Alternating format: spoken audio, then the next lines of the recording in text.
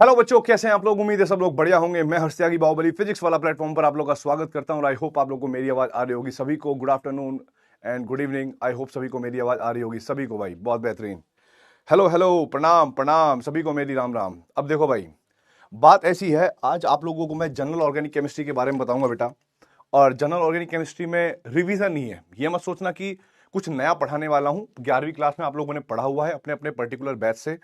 तो इस बैच का या इस रिवीजन का मकसद मैं आपको बताया था, मैंने कल भी बताया था कि हम लोग नहीं चाहते कि आप लोगों की 11वीं और 12वीं के बीच में एक गैप आए, जिससे आप लोगों को ये लगे कि यार हमने कुछ पढ़ा था लेकिन हम भूल चुके हैं। ठीक है, तो इस बैच का मेन मकसद है कि आपने जो 11वीं में पढ़ा था उसको हम लोग बार बार दिखाते रहे आपके सामने, आप लोगों को रिवाइज कराते रहे, और आप लोगों को जब 12वीं क्लास में एंट्री मिले तो आप लोग ऐसे मतलब बुजिलों की तरह एंट्री ना करें कि भाई ये सोच के कि भाई यार ये तो हमारा नहीं हुआ। हम हीन भावना नहीं चाहते अपने स्टूडेंट के अंदर कि यार हमारी 11वीं बर्बाद थी या कुछ भी थी। इस बार कुछ नई शुरुआत है और हो सकता है कि जो आने वाला साल होगा जिसमें आप लोग आईआईटी का एग्जाम दोगे, उस बार आपको लगे कि हो सकता है कि 200 नंबर पे इतनी रैंक बनती थी और इस बार हमारे बच्चे कुछ ऐसा करें कि वो 200 नहीं, वो 250 नंबर लेके आए, वो 260 लेके आए, वो 280 लेके आए और 300 नंबर भी लेके आए। ठीक है, तो चलिए भाई बिना किसी देरी के शुरुआत करते हैं आज के लेक्चर के बारे में। हम सबसे पहले जो बेसिक चीज है जो आप लोगों ने ऑलरेडी पढ़ भी रखी है बेटा, वो है हाइब्रिडाइजेशन से रिलेटेड। ठीक है, सबसे बेसिक चीज जो है वो हाइब्रिडाइजेशन से रिलेटेड है कि भाई आप लोगों को हाइब्रिडेशन निकालनी सिखाई गई होगी केमिकल बॉन्डिंग में।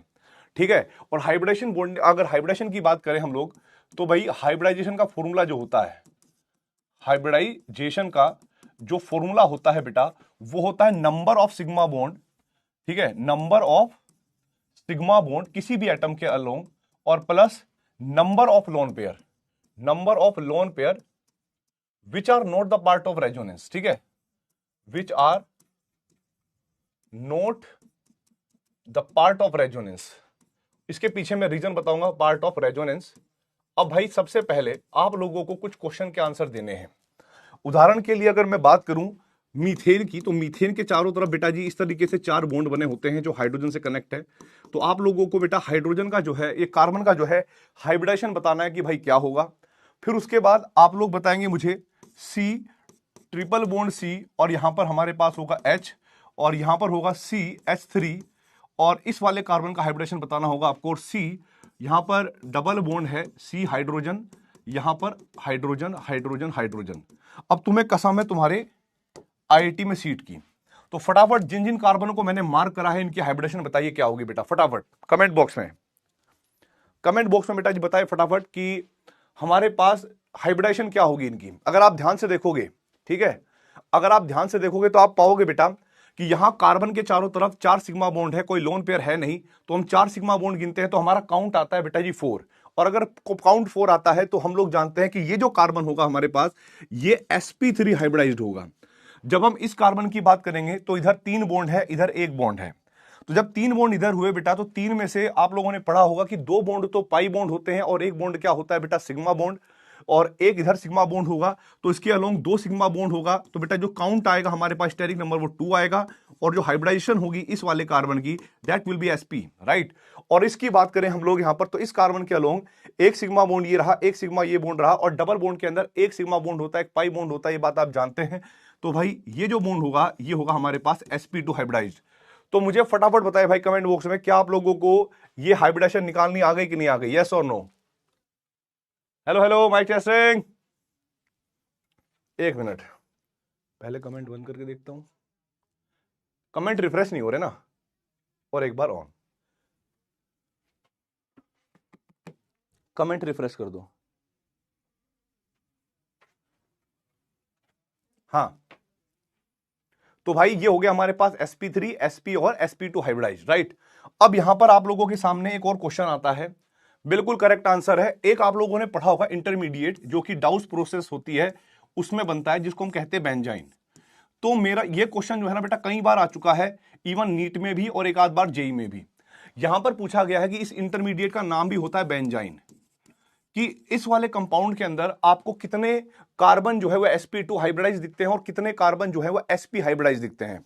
क्या बोला मैंने, कितने कार्बन यहां पर sp2 हैं और कितने sp हैं, ये आप लोगों को आंसर देना है, क्योंकि ये बहुत बढ़िया क्वेश्चन है। sp2 और sp कार्बन की संख्या बताएं भाई कितनी होगी, आंसर चाहिए मुझे जल्दी से। आर्यन, सिया, वरद, नेमार, आंसर चाहिए बेटा मुझे कमेंट बॉक्स में। तो शिवम का आंसर आया है 4-2, प्रिंस का आंसर आया है 4-2, पूर्वासी का आंसर आया है 4-2, और सर 4-2, 4-2, 4-2, 4-2, 4-2, और मैक्सिमम बच्चों का आंसर जो है वो 4-2, 4-2 आया है। एक बच्चे का आंसर करेक्ट आया है 6-0। वेल डन बेटा। तो यहां पर ये बेंजाइन में आप लोग जो गलती करते हो, आप लोगों को एक स्टेटमेंट याद होगी कि अगर दो एटम के बीच में ट्रिपल बॉन्ड बना है तो ट्रिपल बॉन्ड के अंदर एक बॉन्ड सिग्मा का होता है और दो बॉन्ड बेटा पाई के होते हैं। तो अगर आपका आंसर बेटा जी ये है तो बहुत बेहतरीन है, 4 और 2। तो मैं आप लोगों को बता दूं कि ये इस जो भी करामात आपने करी है, जो भी आपने अपने लॉजिक ढूंढे हैं, केमिकल बॉन्डिंग से आप लोगों ने सीखा होगा कि जब ट्रिपल बॉन्ड बनता है तो एक बॉन्ड सिग्मा और दो बॉन्ड पाई बनते हैं। तो आपका आंसर जाता है बिल्कुल इनकरेक्ट। ठीक है, तो ये आंसर बेटा जी बिल्कुल गलत है, ध्यान रखना। सबसे पहले मैं आप लोगों को बता दूं, आप लोगों ने क्या सोचा होगा कि ये कार्बन sp2 हाइब्रिड, ये कार्बन sp2 हाइब्रिड, और ये कार्बन sp2 हाइब्रिड, और ये कार्बन sp2 हाइब्रिड होगा, और आप लोगों के दिमाग में आया होगा कि ये दोनों कार्बन sp होंगे। पर आप लोग समझने की कोशिश करिएगा, अगर ये वाले कार्बन sp होते, सोचो sp होते, तो इनका बॉन्ड एंगल कितना होता बेटा? इनका बॉन्ड एंगल होना चाहिए था 180 डिग्री, और 180 डिग्री होता तो फिर ये ऐसे नहीं होता, फिर ये वाला बॉन्ड एक ही लाइन में आ रहा होता, या ये वाला बॉन्ड एक ही लाइन में आ रहा होता, या हो सकता है कि ये बॉन्ड या रिंग ही ब्रेक हो जाती। ठीक है, तो यहां पर आपके पास ध्यान रखना है, बेंजाइन जो बनता है, मैं आपको बता भी दूं कैसे बनता है कि भाई अगर बेंजाइन है हमारे पास, ये हमारे पास बेसिकली एक रिएक्शन होती है, ठीक है, डाउस प्रोसेस।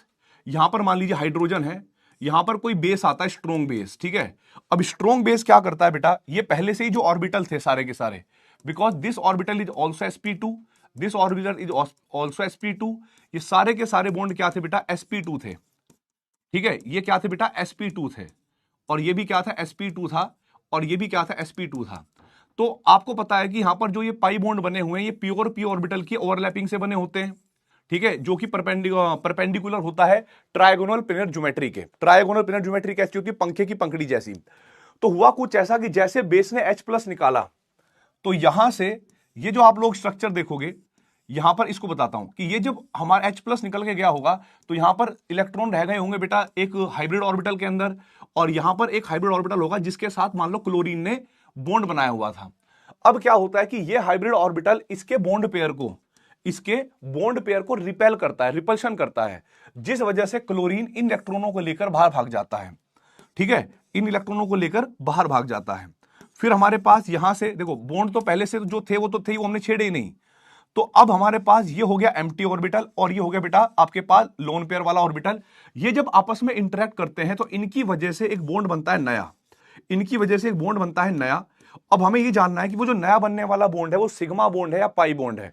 तो बेटा आप लोगों को मैं एक बात बताना चाहूंगा, हाइब्रिड ऑर्बिटल में केमिकल बॉन्डिंग इनऑर्गेनिक केमिस्ट्री में आपने पढ़ा होगा कि एक लोब छोटी होती है, एक लोब मतलब बड़ी होती है, और हाइब्रिड ऑर्बिटल की कोई पर्टिकुलर साइड नहीं होता, इसका सर होता है, मतलब हेड होता है। और जो bond head to head overlapping से बनते हैं, ठीक है, हेड टू हेड ओवरलैपिंग से बनते हैं, वो सदैव ही सिग्मा बॉन्ड बनते हैं। तो यहां पर आप लोगों को ध्यान रखना बेटा, यहां पर आप लोगों को ध्यान रखना है कि hybrid orbital can never form pi bond. तो जो आप लोग अपनी ये विचारधारा लेकर चल रहे थे कि ट्रिपल बॉन्ड होगा तो एक सिग्मा दो पाई होगा, वो बस लिमिटेड ही है। उसको भी ब्रेक करने के लिए चाहे आप कह दो केमिस्ट्री में एक्सेप्शन होते, पर केमिस्ट्री में एक्सेप्शन नहीं होते। अगर आप लॉजिक से पढ़े होते, ठीक है, अगर आप कॉन्सेप्ट से पढ़े होते, तो मैं गारंटी कह रहा हूं कि मैक्सिमम बच्चों का आंसर यहां पर जो अभी 6, 4 और 2 आया है, तो वो आना चाहिए था कि जो sp2 वाले हैं वो 6 होंगे, और sp हाइब्रिड यहां पर बेटा जी एक भी नहीं होगा, 0। ठीक है, और ये क्वेश्चन नीट में तो ये समझ लेना बेटा कि नीट में तो ये हर 1, 2 साल 3 साल में रिपीट होता है। ठीक है, और भाई अगर आपकी बात करें तो आपके भी किसी भी कहीं पर भी आ सकता है। तो मुझे बताएं फटाफट कमेंट बॉक्स में, क्या आप लोगों का ये जो डाउट था ये क्रिस्टल क्लियर हुआ कि नहीं हुआ, और कुछ नई चीज नहीं आपको सीखने को मिली कि नहीं मिली? यस और no? Hello hello, mic testing, is it clear बेटा? यस और नो? नहीं, लिमिटेशन क्यों बोलने भाई, लिमिटेशन क्यों बोल दे? हर चीज को एक्सेप्शन थोड़ा ही बोला जाता है। एक्सेप्शन तो वो कि जो समझ ना आए उसको एक्सेप्शन बोल दिया, है कि नहीं? अब ये बिल्कुल क्लियर बात है, ये समझाने वाली बात है, इसको मैं कैसे एक्सेप्शन बोल दूं? कैसे आपकी आंखों के सामने बदनाम कर दूं केमिस्ट्री के अंदर कि भाई केमिस्ट्री में एक्सेप्शन होते हैं? या तो आपने पढ़ा अच्छे से नहीं होगा। क्लियर है, डन। अब यहां पर बात करते हैं बेटा एक और चीज, हमारे पास ये क्वेश्चन भी आता है और जेईई मेंस का ही क्वेश्चन है। अब ईयर मैं नहीं बताऊंगा क्योंकि मुझे क्वेश्चन वैसे याद है कि ये मैंने देखा है। अब मान लीजिए हमारे पास ये है एनिलीन, ये क्या है बेटा एनिलीन, और ये हमारे पास क्या है साइक्लोहेक्सेन एमीन, साइक्लोहेक्सेन एमीन। तो ये क्वेश्चन ऐसा आता है भाई, ये भी आया है क्वेश्चन, ठीक है, और रेस्पेक्टिवली एक क्वेश्चन ये भी आया है CH2 double bond CH single bond NH2 lone pair, और यहां पर CH3 और यहां पर CH2 और बेटा NH2।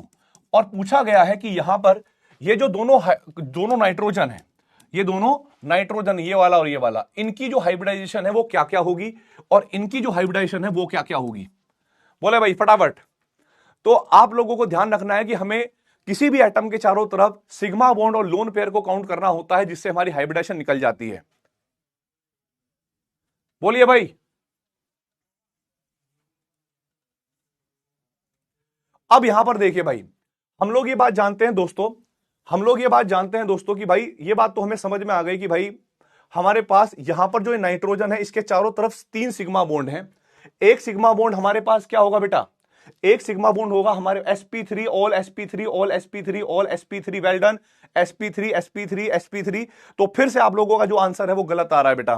ध्यान से रखिएगा, नाइट्रोजन के चारों तरफ हमारे पास क्या है, 3 सिग्मा बॉन्ड है, एक लोन पेयर है। पर आप लोग ये भी जानते होंगे कि ये वाला लोन पेयर इस रिंग के साथ क्या कर सकता है बेटा, रेजोनेंस कर सकता है, और जो इलेक्ट्रॉन रेजोनेंस कर सकता है वो कभी ना कभी पाई बॉन्ड बना सकता है। और अभी थोड़ी देर पहले ही बोला मैंने कि hybrid orbital can never form pi bond.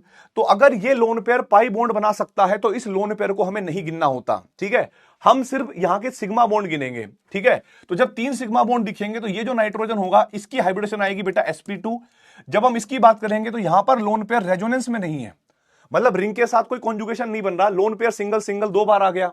तो जब यहां पर रेजोनेंस नहीं हो रहा है, यानी ये लोन पेयर पाई बॉन्ड नहीं बनाएगा, इसका मतलब क्या होगा बेटा कि इसको काउंट करा जाएगा। तो यहां पर हमारे पास ये जो नाइट्रोजन है इसकी हाइब्रिडेशन होगी बेटा sp3। सेम विद इट, अगर आप देखोगे यहां पर नाइट्रोजन के चारों तरफ 3 सिग्मा बॉन्ड है, ये लोन पेयर ध्यान से देखो ये ऐसे चलेगा बेटा, तो ये इलेक्ट्रॉन उधर चल सकता है, यानी ये वाला इलेक्ट्रॉन भी रेजोनेंस का पार्ट है, ये भी पाई बॉन्ड बना सकता है। और अगर इसने पाई बॉन्ड की कोई भी कैरेक्टर लेके आया तो इसको हम हाइब्रिड ऑर्बिटर की कैटेगरी में नहीं रखेंगे, इसको हमें काउंट नहीं करना है। तो हमारे पास क्या होंगे बेटा, नाइट्रोजन के चारों 3 सिग्मा बॉन्ड, इसका मतलब क्या हुआ कि हाइब्रिडाइजेशन क्या होगी बेटा इसकी sp2 होगी कि नहीं होगी, यस और नो। अब देखो बेटा यहां पर अगर मैं बात करूं इसकी, तो लोन पेयर है, सिंगल सिंगल 2 बार है, कोई रेजोनेंस नहीं है। अब कोई रेजोनेंस नहीं है, इसका मतलब नाइट्रोजन यहां पर 3 सिग्मा बॉन्ड और एक हाइब्रिडेशन बनाएगा भाई, एक लोन पेयर रखेगा तो यहां पर हाइब्रिडेशन हो जाएगी sp3। क्या आप लोगों का ये डाउट क्लियर हुए कि नहीं हुए, यस और नो बेटा, क्या आप लोगों के ये डाउट क्लियर हुए कि नहीं हुए, यस और नो।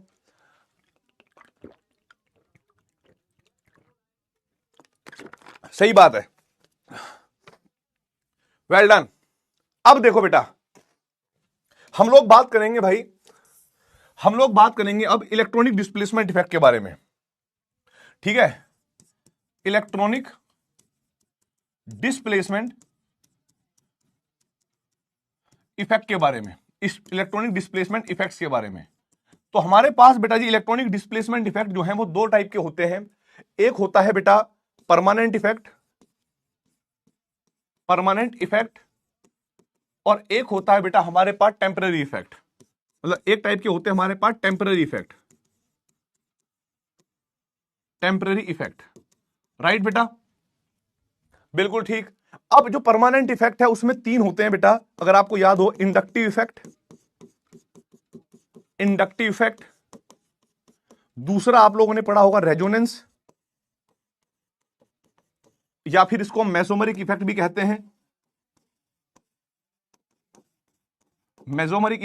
हैं, और तीसरा होगा बेटा हमारे पास hyper conjugation.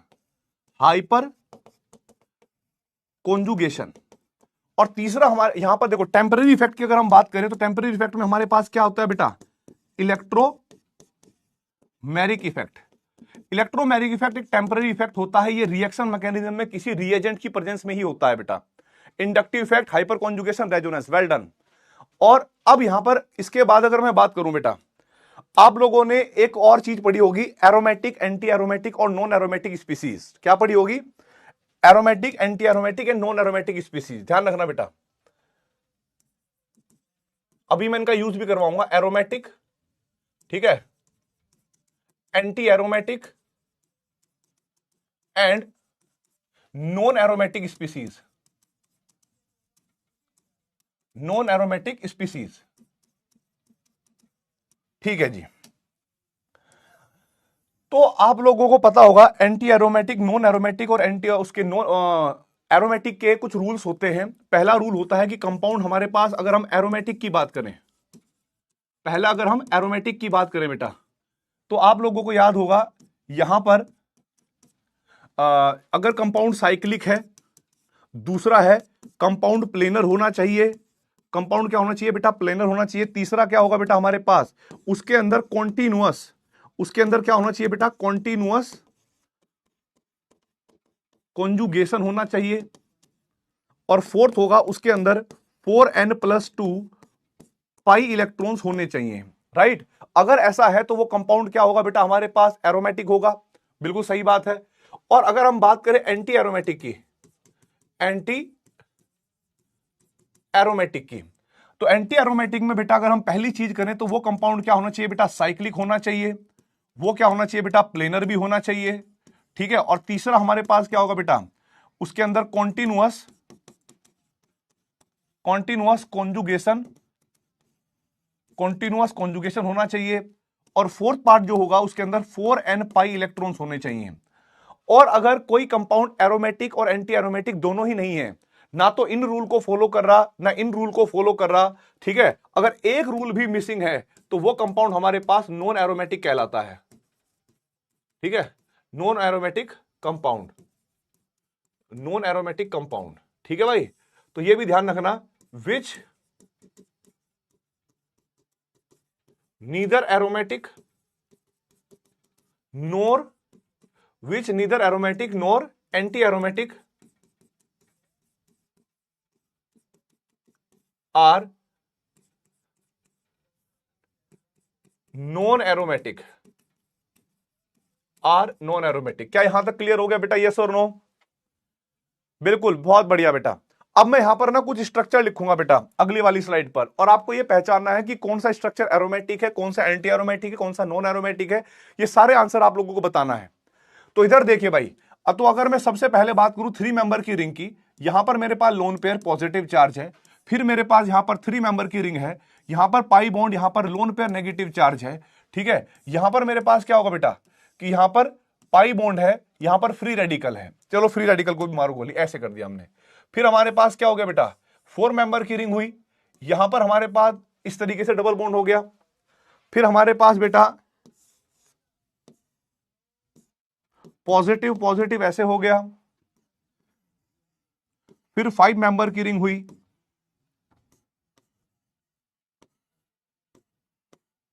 Positive charge, loan यहां पर नेगेटिव चार्ज, फिर बेंजीन आ गई। तो बताए बेटा 4 कैसे कैसे होंगे? अगर आप देखोगे यहां पर सबसे पहला कंपाउंड, तो पहला कंपाउंड साइक्लिक है, मान गए, प्लेनर है, मान गए। क्या इसमें कॉन्टिन्यूअस कॉन्जुगेशन है? तो हम लोग ये बात जानते हैं बेटा, कॉन्टिन्यूअस कॉन्जुगेशन का मतलब क्या हो गया कि double single positive single double single positive, यानी हर सिंगल के बाद कुछ ना कुछ आ रहा है। तो भाई इसका मतलब है इसके अंदर 2 पाई इलेक्ट्रॉन है और 2 पाई इलेक्ट्रॉन 4n+2 के रूल को फॉलो करते हैं। तो यहां पर हम कहेंगे भाई यहां पर ये कंपाउंड तो हमारे पास एरोमेटिक हो गया। जब दूसरे कंपाउंड की बात करेंगे तो कंपाउंड साइक्लिक है, प्लेनर है, कॉन्टिन्यूअस कॉन्जुगेशन है। कैसे? Double single lone pair single, double single lone pair single, यानी। और पाई इलेक्ट्रॉन्स की बात करें तो इस पाई बॉन्ड के अंदर तो 2 इलेक्ट्रॉन है ही पाई बॉन्ड, इन लोन पेयर को भी हम पाई बॉन्ड में ही काउंट करते हैं क्योंकि ये रेजोनेंस का पार्ट होते हैं। ये रेजोनेंस करेंगे तो पाई बॉन्ड बनाएंगे, तो इनको भी हम पाई इलेक्ट्रॉन्स ही कहते हैं बेटा। तो इस वजह से ये जो कंपाउंड होगा ये हमारे पास क्या होगा बेटा जी? Anti aromatic. बिल्कुल सही बात है। अब बात करेंगे बेटा यहां पर साइक्लिक है, प्लेनर है, बट कॉन्टिन्यूअस कॉन्जुगेशन नहीं है। क्यों? डबल सिंगल सिंगल 2 बार आ गया। अगर सिंगल सिंगल कॉन्टिन्यूअस 2 बार आ जाए और बीच में कोई पॉजिटिव चार्ज, कोई लोन पेयर कुछ आए ना, तो इसका मतलब क्या हुआ बेटा?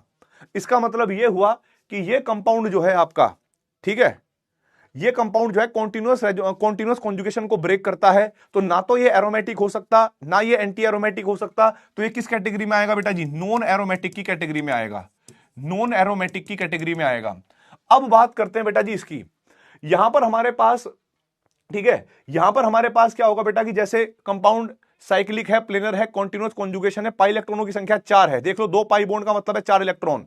तो ये क्या हो जाएगा बेटा हमारे पास एंटी एरोमेटिक।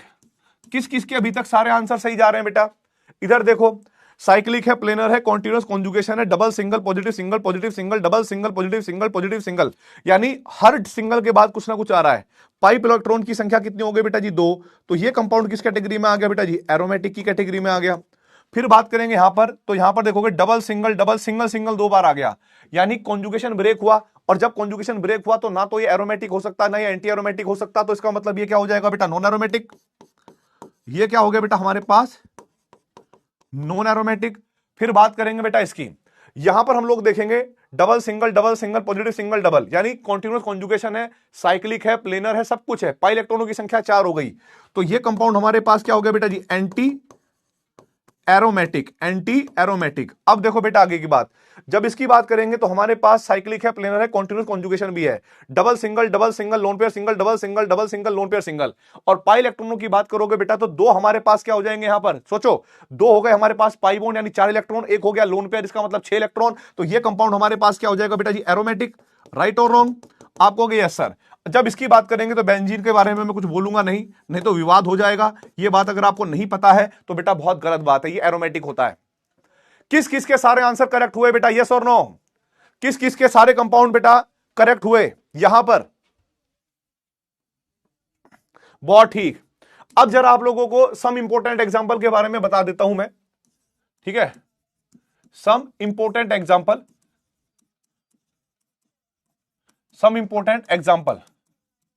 जिनको देखने पर हम लोग भ्रमित हो जाते हैं, जिनका आंसर हमें लगता कुछ और है पर होता कुछ और है। अगर मैं इस कंपाउंड की बात करूं जिसको मैं आपके सामने लिख रहा हूं भाई, ठीक है, जिसको मैं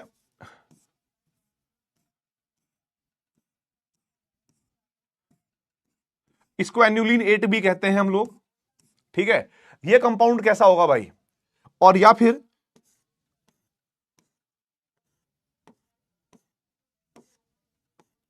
ये कंपाउंड कैसा होगा बेटा? ठीक है, हाँ बेटा मैं फास्ट तो हूं, नो डाउट फास्ट हूं। ये एन्युलिन 8 है, ये एन्युलिन 10 है, एन्युलिन 14 नहीं है। एन्युलिन 14 अभी बनाऊंगा बेटा मैं।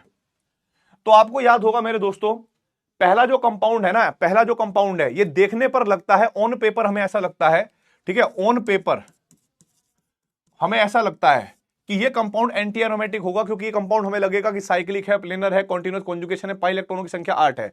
बट इन रियल, ठीक है, ध्यान रखना, इन रियल जो नेचर की बात करें, इन नेचर में ये ऐसे एग्जिस्ट नहीं करता। नेचर में कैसे एग्जिस्ट करता है बेटा? ऐसे करके।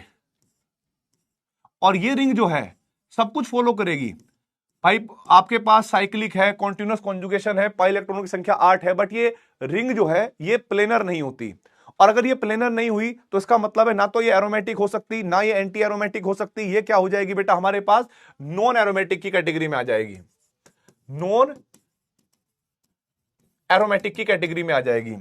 ये हमारे पास ऑन पेपर हमें ऐसा लगता है कि ये हमारे पास, ध्यान रखना, ऑन पेपर हमें ये लगेगा कि भाई ये तो एरोमेटिक है। पर मैं आप लोगों को एक बात बताना चाहूंगा बेटा, ये कार्बन हमारे पास ना sp2 हाइब्रिडाइड होता है। तो यहां पर जो एक हाइड्रोजन है ये वाला, और यहां पर जो हाइड्रोजन है ये वाला, तो इनके बीच में ना एक बहुत ज्यादा स्टेरिक हिंड्रेंस होता है, भीड़ भाड़ होती है बेटा। ठीक है, क्या होता है बेटा? भीड़ भाड़ होती है, स्टेरिक हिंड्रेंस होता है। और जब किसी मॉलिक्यूल में स्टेरिक हिंड्रेंस होता है तो वहां पर क्या होता है बेटा? वहां पर होगा रिपल्शन, और रिपल्शन से क्या हो जाएगी? मॉलिक्यूल की एनर्जी बढ़ जाएगी। तो जब मॉलिक्यूल की एनर्जी बढ़ जाएगी तो बेटा क्या होगा वहां पर? फटाफट बताएं। अगर वहां पर रिपल्शन होगा, एनर्जी बढ़ेगी तो स्टेबिलिटी कम हो जाएगी। तो मॉलिक्यूल चाहता है अपनी स्टेबिलिटी को वापस से मेंटेन करने के लिए, तो यहां से ये वाला पार्ट जो है ये थोड़ा सा उठ जाता है भाई। ये जो मैंने बनाया येलो कलर का, थोड़ी परछाई है, तो यहां पर स्टेरिक हिंड्रेंस होता है बेटा, जिस वजह से रिंग की जो प्लेनिटी है वो लूज हो जाती है। और जब ये रिंग बेटा जी नॉन प्लेनर हो जाएगी तो ना तो ये एरोमेटिक हो सकती और ना ही ये एंटी एरोमेटिक हो सकती। ये चली जाएगी हमारे पास कैसे बेटा जी? नॉन एरोमेटिक की कैटेगरी में, नॉन एरोमेटिक की कैटेगरी में। अब यहां पर क्या हुआ? अगर हम लोग कुछ ऐसा करें कि दोनों हाइड्रोजन को हटा दें और यहां पर कोई बाइवेलेंट ग्रुप लगा दे, बाइवेलेंट ग्रुप, ठीक है, बाइवेलेंट ग्रुप समझते हो कि कोई ऐसा ग्रुप जिससे दोनों कार्बन के बॉन्ड भी बन जाए और रिंग टिक भी जाए। तो फिर हम लोगों ने क्या करा बेटा, ये जो स्ट्रक्चर आप देख रहे होंगे इस तरीके से,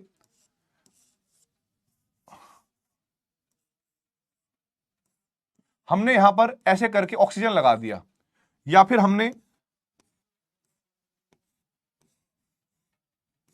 यहां पर हमने CH2 लगा दिया बेटा, ठीक है, और यहां पर हमने फिर से यही बॉन्ड बनाए इस तरीके के ही 5 पाई बॉन्ड, जिससे क्या हुआ कि रिंग वापस से प्लेनर हो गई। और जब ये रिंग बेटा प्लेनर हो जाएगी तो फिर से क्या हो जाएगा बेटा, यस, अब क्या हो जाएगा बेटा, जब यहां पर बाइवेलेंट ग्रुप हो जाएगा तो वो स्टेरिक हिंड्रेंस तो खत्म हो गया जो पहले था, रिंग वापस से टिक जाएगी, रिंग क्या हो गई, प्लेनर। तो अब जरा देखो, ये साइक्लिक कंपाउंड है, ठीक है, यहां पर कॉन्टिन्यूअस कॉन्जुगेशन भी है, प्लेनर भी है, और पाई इलेक्ट्रॉनों की संख्या 10 है, तो बेटा ये 4n+2 को फॉलो करेगी। तो ये हमारे पास कंपाउंड कहलाएगा एरोमेटिक, और ये हमारे पास क्या कहलाएगा बेटा जी, एरोमेटिक। आई होप यहां तक आप लोगों को समझ में आ गया होगा, राइट और रॉन्ग? बहुत सही भाई। अब यहां पर देखो बेटा, यहां पर देखिए भाई, सबसे पहले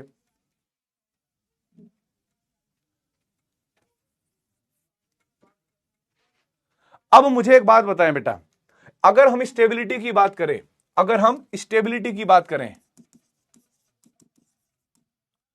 स्टेबिलिटी की बात करें, तो सबसे ज्यादा स्टेबल कौन होता है बेटा, एरोमेटिक, एंटी एरोमेटिक और नॉन एरोमेटिक में?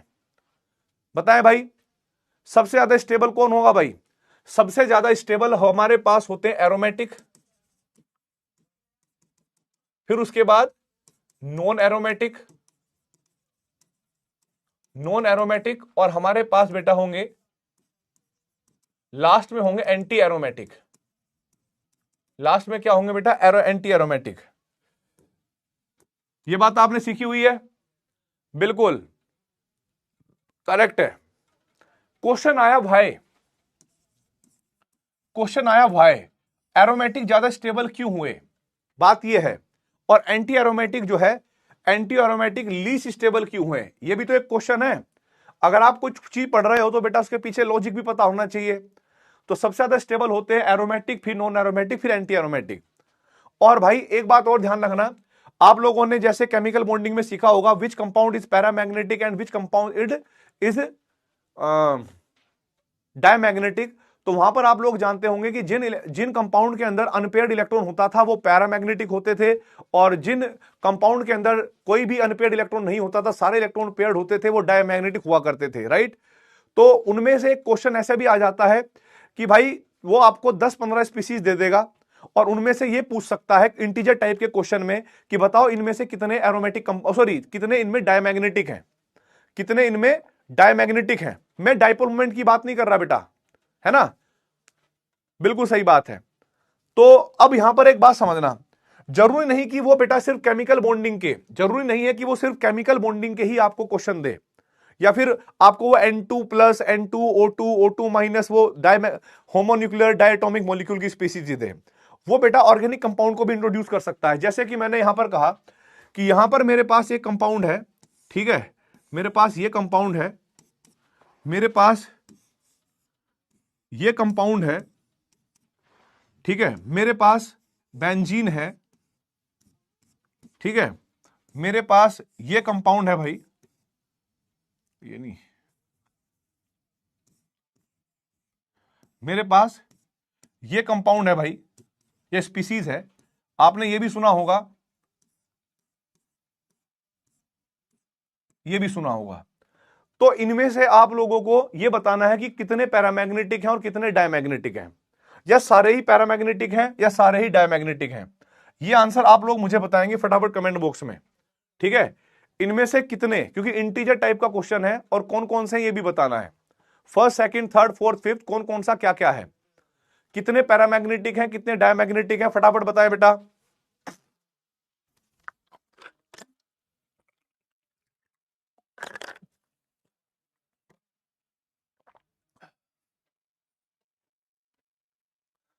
बहुत ठीक,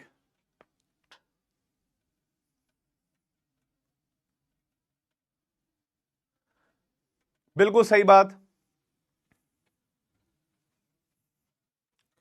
यस, 4 डायमैग्नेटिक है, एक पैरामैग्नेटिक है, 1 3 4 5 डाया पैरा डाया डाया। ठीक है, आप लोगों को याद रखना है, इसके लिए एक फोर्स डायग्राम होता था। कोई भी स्पीसीज या एंटी एरोमेटिक हो या नॉन एरोमेटिक हो, उसको हम ऐसे कोना नीचे रख के बेटा जी हम लोग ऐसे बनाते थे। जैसे 3 मेंबर की रिंग है, 3 मेंबर हमने कोना बनाया, फिर चारों तरफ इसके एक सर्कल बना दिया, और जहां जहां ये सर्कल को काटता है, इंटरसेक्ट करता है, वहां पर हमने एक ऑर्बिटल कंसिडर कर लिया।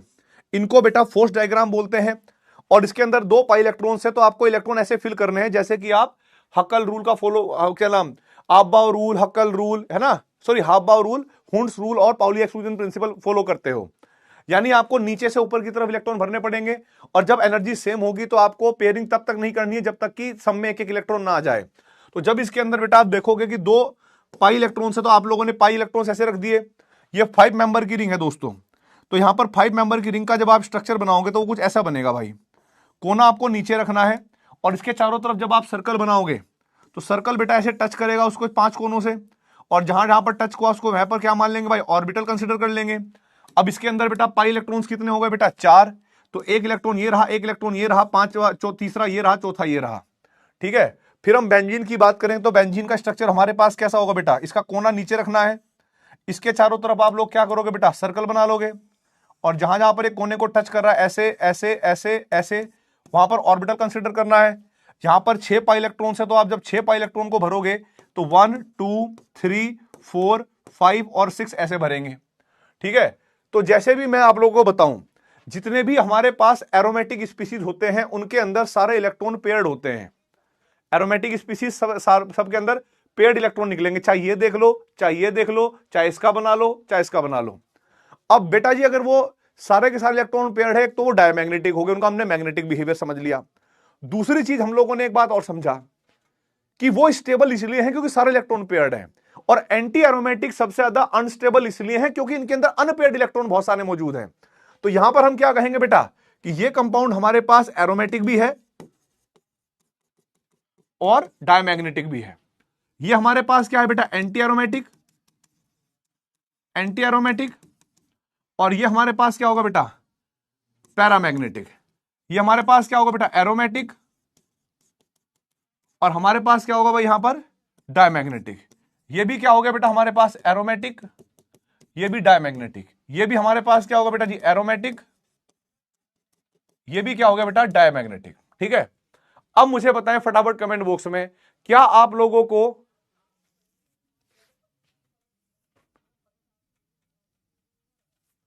अब मुझे बताएं बेटा फटाफट कमेंट बॉक्स में, क्या आप लोगों को ये ट्रिक समझ में आई, यस और नो? क्या ऑन द स्पॉट आप लोगों को एरोमेटिक, एंटी एरोमेटिक, नॉन, मतलब इनके बीच का रीजन समझ में आया?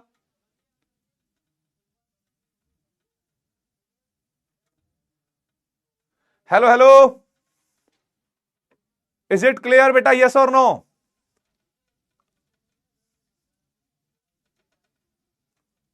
इज इट क्लियर, यस और नो?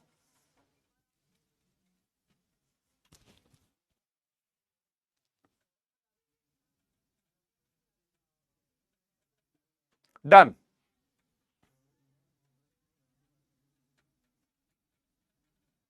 कुछ नहीं हुआ बेटा, कुछ नहीं हुआ।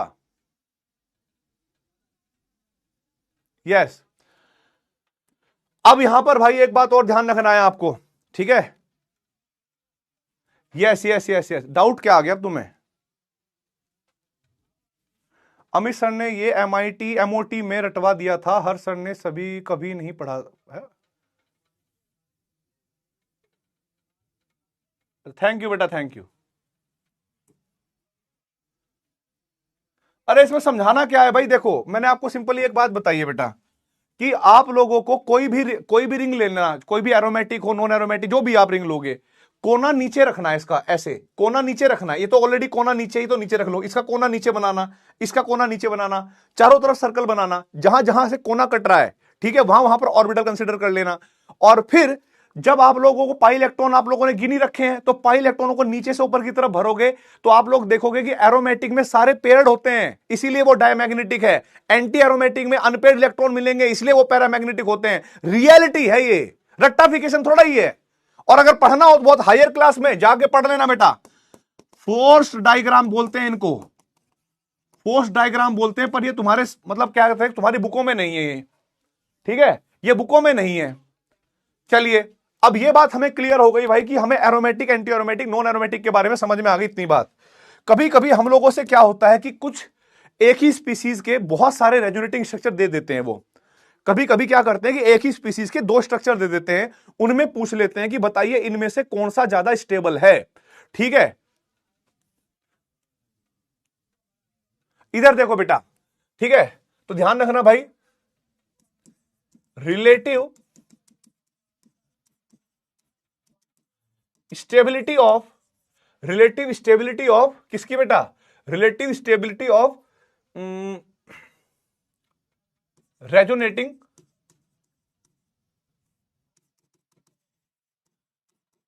Structure, relative stability of resonating structure.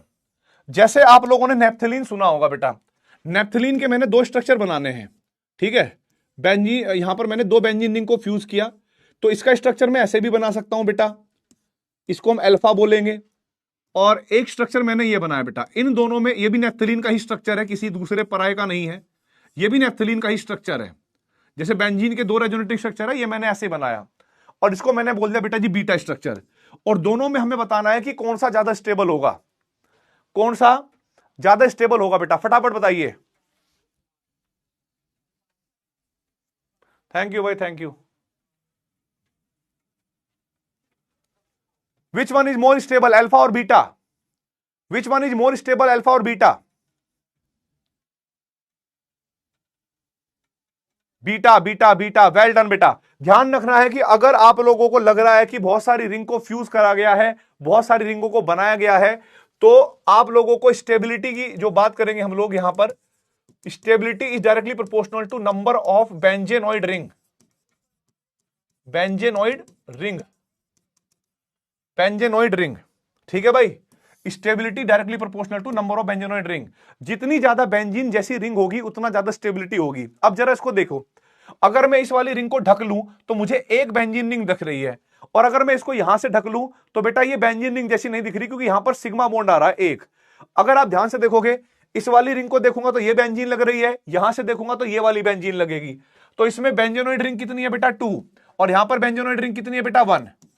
अरे तेरी ऐसी की तैसी, इधर देखो बेटा, यहां पर हमारे पास क्या होगी बेटा, बेंजेनॉइड रिंग बराबर 1, और यहां पर क्या होगी बेटा, बेंजेनॉइड रिंग बराबर 2, इसीलिए beta is more stable then alpha. Stability के मामले में beta is more stable alpha, right बेटा। अब जरा यहां पर देखें बेटा फटाफट, जब हम बात करेंगे एंथ्रेसीन की, तो यहां पर 3 बेंजीन रिंग है बेटा, इस तरीके से आपस में फ्यूज्ड है। इन दोनों में आप लोगों को स्ट्रक्चर बनाना है, एक ऐसे, एक ऐसे, फिर ऐसे, फिर ऐसे, फिर ऐसे, और फिर ऐसे। दूसरा स्ट्रक्चर देखेंगे आप लोग, दूसरा स्ट्रक्चर देखेंगे बेटा, यहां पर इसी तरीके से 3 बेंजीन रिंग आपस में फ्यूज्ड होंगी बेटा, 3 बेंजीन रिंग आपस में फ्यूज्ड होंगी। तो यहां पर आपने ऐसे ऐसे ऐसे मान लिया, फिर ऐसे ऐसे मान लिया, फिर ऐसे ऐसे मान लिया। ये अगर हमारे पास ए है और ये हमारे पास बी है, और हम लोगों को इन दोनों में फाइंड करना है कि स्टेबिलिटी किसकी ज्यादा होगी दोस्तों, तो फटाफट बताएं भाई, फटाफट बताएं बेटा।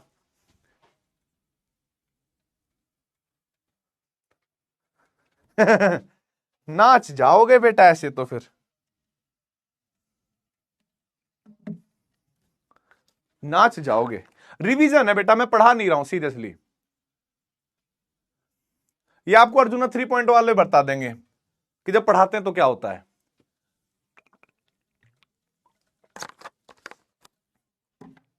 क्योंकि इस बैच का मकसद है रिवीजन कराना, दिखाना वो जो आपने पढ़ा हुआ है, चाहे किसी भी बैच से पढ़ा है, और मुझे पता है ये चीज सब पढ़ाते हैं। यहां पर भी बी ज्यादा स्टेबल होगा ए से, बिल्कुल करेक्ट आंसर है, यहां पर भी बेटा करेक्ट आंसर आ गया, ठीक है। अब देखो बेटा यहां पर, अब यहां पर देखो बेटा, सबसे पहले आगे की बात करते हैं हम लोग। इतनी सारी चीजें हमें समझ में आ गई, ठीक है, और अभी आप लोगों को इतना तो पता होगा कि रेजोनेंस एंड हाइपर कॉन्जुगेशन जो है वो ऑर्थो और पैरा पर ऑपरेट होता है, इतना तो पता होगा आप लोगों को। लेकिन अगर आप लोगों को यह फाइंड करना है कि कौन सा ग्रुप जो है वो प्लस एम इफेक्ट लगाता है, यानी प्लस आर ग्रुप लगाता है, इफेक्ट लगाता है, कौन सा माइनस एम लगाता है, तो ध्यान रखना बेटा, अगर हमारे पास डबल बॉन्ड के कार्बन, यानी डबल बॉन्ड कार्बन से कोई भी एटम जुड़ा है डायरेक्ट, ठीक है, या तो ये या फिर बेंजीन रिंग के साथ कोई भी ऐसे कोई एटम जुड़ा है, ये जी लिखा है, इसको कहते हैं हम लोग बेटा की एटम। इसको क्या कहते हैं बेटा? हम की एटम कहते हैं। इसको क्या कहते हैं बेटा जी? की एटम कहते हैं। की एटम कहते हैं कि नहीं कहते? तो जब की एटम कहते हैं बेटा, तो की एटम के केस में आप लोग ये समझना कि if key atom has lone pair, if key atom has lone pair of electron, lone pair of electron,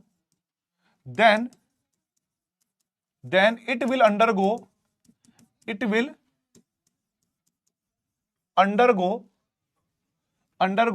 plus m effect, and if key atom is multiple bonded,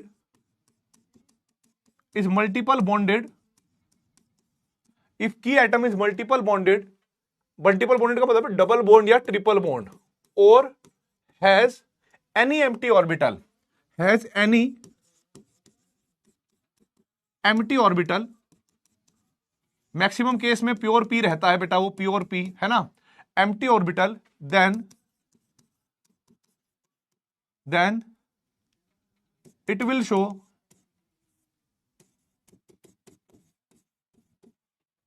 minus M effect या minus R effect. ठीक है बेटा, तो यहां पर मैं कुछ structure दूंगा जिनमें आप लोगों को यह फाइंड करना है कि कौन सा ग्रुप प्लस एम लगाता है, कौन सा ग्रुप माइनस एम लगाता है।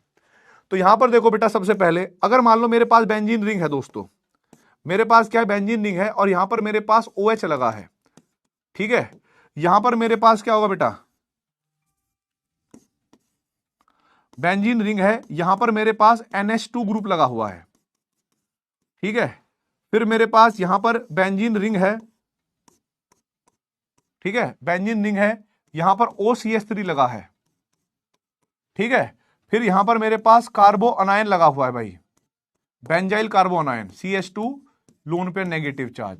फिर उसके बाद अगर मैं बात करूं और की, तो यहां पर मैंने लगा दिया बेटा क्या, NO2 ग्रुप, ठीक है, और भाई यहां पर मैंने क्या लगा दिया भाई, साइनाइड ग्रुप। तो फटाफट बताएं बेटा कमेंट बॉक्स में, फटाफट बताएं बेटा कमेंट बॉक्स के अंदर, फटाफट बताएं बेटा कमेंट बॉक्स के अंदर कौन कौन सा ग्रुप कौन कौन सा इफेक्ट लगाता है, कौन कौन सा ग्रुप कौन कौन सा इफेक्ट लगाता है।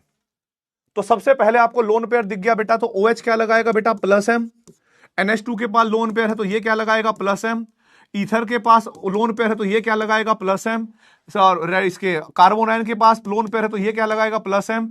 जब NO2 की बात करोगे तो NO2 को थोड़ा ध्यान से देखना बेटा, NO2 को मैं ओपन करके बना देता हूं, N coordinate bond O double bond O, यानी ये एटम किसी के साथ डबल बॉन्ड बनाए हुए हैं, ठीक है, तो इसका मतलब है ये क्या लगाएगा बेटा, माइनस एम।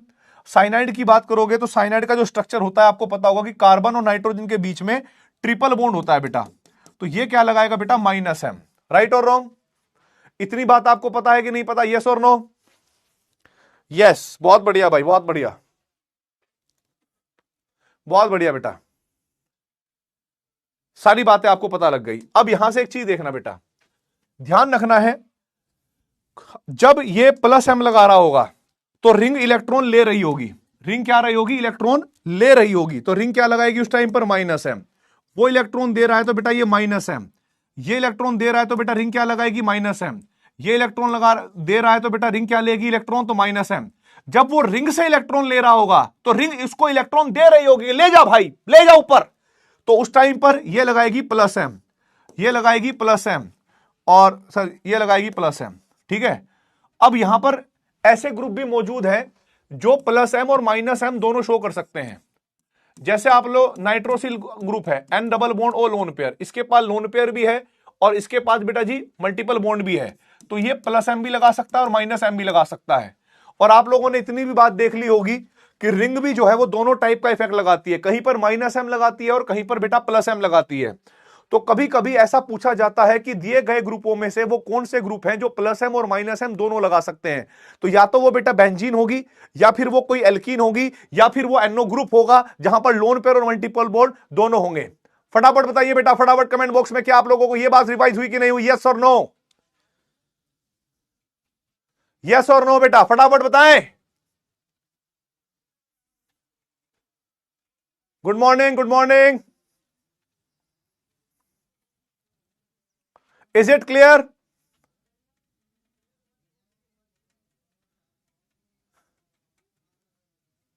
क्लियर है।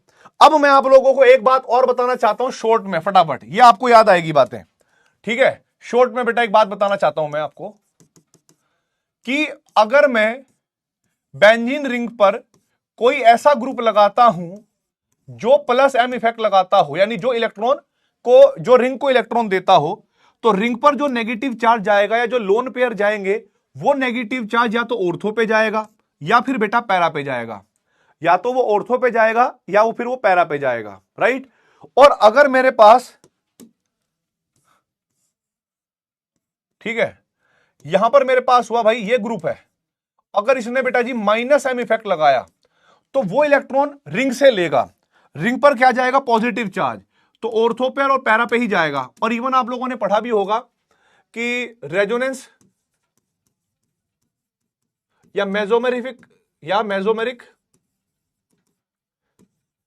Effect operates at ortho and para position of the ring. याद आई कि नहीं आई बेटा ये बात? ठीक है, ऑर्थो और पैरा पर ऑपरेट होता है। Well done. तो आप लोगों ने ना हाइड्रोकार्बन में 3-4 रिएक्शन पढ़ी होंगी, जैसे हेलोजिनेशन ऑफ रिएक्शन, है ना, nitration, Friedel craft reaction, sulphonation, वो सारी रिएक्शन पढ़ी होंगी। तो यहां पर मैं थोड़ा सा आप लोगों को एक मैकेनिज्म के बारे में बताना चाहता हूं, ध्यान रखना बेटा। उस मैकेनिज्म का नाम है electrophilic substitution reaction. Electrophilic substitution reaction, electrophilic substitution reaction के बारे में बात करेंगे हम लोग, ठीक है? इलेक्ट्रोफिलिक सब्स्टिट्यूशन रिएक्शन के बारे में बात करेंगे। तो यहां पर थोड़ा सा मैं आपको लोगों को ज्ञान देना चाहूंगा। इसमें क्या होता है बेटा, बेंजीन रिंग होती है, ये रिएक्शन 2 स्टेप में होती है, बेंजीन रिंग। अब किसी भी स्पीसीज के पास, ध्यान रखना, मेरी बात सुनना, कमेंट करने से पहले ना जो मैं बोल रहा हूं उसको कान में उतारना। हमारी पूरी ऑर्गेनिक केमिस्ट्री में जिसको अपनी 12वीं अच्छी करनी है, जिसको अपनी 12वीं अच्छी करनी है, वो न्यूक्लियोफाइल और इलेक्ट्रोफाइल के नेचर को समझ ले बस, और पूरी की पूरी ऑर्गेनिक केमिस्ट्री उसकी 12th क्लास की अच्छी हो जाती है। अब ये जो न्यूक्लियोफाइल हैं, ये क्या होते हैं? न्यूक्लियोफाइल जो है बेटा, वो न्यूक्लियस को प्यार करते हैं, और न्यूक्लियस को प्यार वही करेगा जिसके पास इलेक्ट्रॉन डेंसिटी होगी। तो हम कैसे पहचानेंगे कि कोई न्यूक्लियोफाइल होता है, कोई नहीं होता? तो देखो बेटा, जिस भी स्पीसीज के पास आपको लोन पेयर ऑफ इलेक्ट्रॉन दिख जाए या फिर पाई बॉन्ड्स दिख जाए, ध्यान रखना, लोन पेयर दिख जाए या पाई बॉन्ड्स दिख जाए, पक्की बात है कि वो न्यूक्लियोफाइल है। यहां पर बेंजीन के पास जो है लोन पेयर तो नहीं है, पर पाई इलेक्ट्रॉन्स हैं, इसका मतलब ये भी एक न्यूक्लियोफाइल है, राइट? न्यूक्लियोफाइल की शादी इलेक्ट्रोफाइल से होती है, ये भी बात क्लियर है। तो इस पर क्या होता है बेटा, रिएक्शन में एक इलेक्ट्रोफाइल अटैक करने आता है, और इलेक्ट्रोफाइल जब अटैक करने आएगा वो कहीं भी कर सकता है। मान लो ये दोनों इलेक्ट्रॉन यहां से लगे, तो भाइयों यहां पर हमारे पास जो पहला स्टेप होगा उस पर इलेक्ट्रोफाइल भी जुड़ा है, एच भी लगा है, यहां पर पॉजिटिव चार्ज भी ऐसे बन गया ये, और ये इसका होता है स्टेप 1। और क्योंकि स्टेप 1 में पहले कोई चीज एरोमेटिक थी, आप खुद सोचिए, और फिर बेटा जी वो बन गई नॉन एरोमेटिक। ध्यान से देखो, ये sp3 हाइब्रिड कार्बन आ गया, सिंगल सिंगल 2 बार आ गया, तो इसमें मतलब रेजोनेंस टूट गया, ब्रेक, कॉन्टिन्यूअस कॉन्जुगेशन टूट गया। अब कोई चीज पहले से ही बहुत ज्यादा स्टेबल है और उसको कोई कहे कि रिएक्शन कर, अनस्टेबल बन जा, अनस्टेबल बन जा, तो क्या वो चीज अपने मन से प्यार से मान जाएगी कि मैं अनस्टेबल हूं? वो मना करेगी, वो कहेगी अरे भैया मेरे को नहीं रिएक्शन करनी यार, मैं नहीं करने वाला रिएक्शन, वो ऐसी करेगी रिएक्शन। तो ये जो स्टेप है, ये स्टेप होता है इसका स्लोएस्ट स्टेप। क्यों? क्योंकि ये नहीं चाहता रिएक्शन करना, लेकिन फिर भी हमने जबरदस्ती करवाई। फिर उसके बाद क्या होता है अगला स्टेप, इसको बोलते हैं हम लोग डीप्रोटोनेशन। अभी ये क्या है, अनस्टेबल की कैटेगरी में है एज कंपेयर टू दिस। अभी परेशान है, अरे भैया जिंदगी बर्बाद हो गई हमारी है ना, बहुत परेशान है बेटा ये। अब ये क्या करेगा, यहां पर देखो, अब ये दोनों के दोनों इलेक्ट्रॉन ऐसे जाएंगे, यहां पर वापस से एरोमेटिसिटी मेंटेन हो जाएगी और भाई H+ बाहर निकल जाएगा और इलेक्ट्रोफाइल भी सब्स्टिट्यूट कर देगा H+ को। वापस से रिंग क्या बनी बेटा, एरोमेटिक। अब जब ये बहुत ज्यादा परेशान था, बहुत ज्यादा अनस्टेबल था, तो ये बेटा जी एकदम तुरंत फिर से क्या हो गया, स्टेबल हो गया। तो इसको जैसे ही किसी ने कान में बोला कि बेटा स्टेबल होने की चांस है, अच्छा ठीक है भाई मैं आ गया इधर। तो जो पहला स्टेप है ये क्या था बेटा जी, स्लो स्टेप, क्योंकि उसका मन नहीं था नॉन एरोमेटिक बनने का। लेकिन ये नॉन एरोमेटिक है, इसका मन है एरोमेटिक बनने का। तो ये वाला स्टेप क्या हो गया बेटा जी हमारे पास, फास्ट हुआ कि नहीं हुआ। आप मुझे बताएं, इलेक्ट्रोफिलिक सब्स्टिट्यूशन रिएक्शन में, इलेक्ट्रोफिलिक सब्स्टिट्यूशन रिएक्शन में ध्यान रखना बेटा, ठीक है, इलेक्ट्रोफिलिक सब्स्टिट्यूशन रिएक्शन में इस बेंजीन रिंग के ये वाला स्टेप रेट डिटरमाइनिंग स्टेप है और इसमें दो चीज इन्वॉल्व है बेटा। एक क्या है कि बेंजीन के अंदर पाई इलेक्ट्रॉन डेंसिटी जितनी ज्यादा होगी ये उतना स्ट्रॉन्ग न्यूक्लियोफाइल होगा, उतना बढ़िया से रिएक्शन करेगा और इलेक्ट्रोफाइल को उतना अट्रैक्ट करेगा। यस और नो? तो अगर हम बात करें बेटा nucleophilicity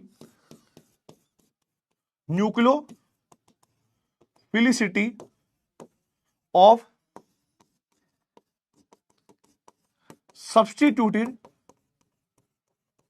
benzene ring, nucleophilicity of substituted benzene ring और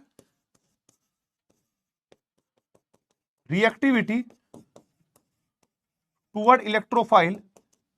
तो और हमें यहां पर दे रखा है बेटा क्या, इस तरीके से, अरे दीवानो मुझे पहचानो मैं हूं कौन, ये OH है, ठीक है, ये हमारे पास बेंजीन है और ये हमारे पास क्या हो गया बेटा, NO2 है। ये क्या है, NO2 है, ठीक है। तो ये हमारे पास A हुआ, ये हमारे पास B हुआ, ये हमारे पास C हुआ। तो इनमें सबसे ज्यादा रिएक्टिव कौन होगा, फिर बीच का कौन होगा और सबसे लीस्ट रिएक्टिव कौन होगा टुवर्ड इलेक्ट्रोफाइल के, ठीक है। मेसोमेरिक इफेक्ट समझ नहीं आया? अरे पढ़ा नहीं था तुमने 11वीं में? बेटो मैं तो रिवीजन करा रहा हूं।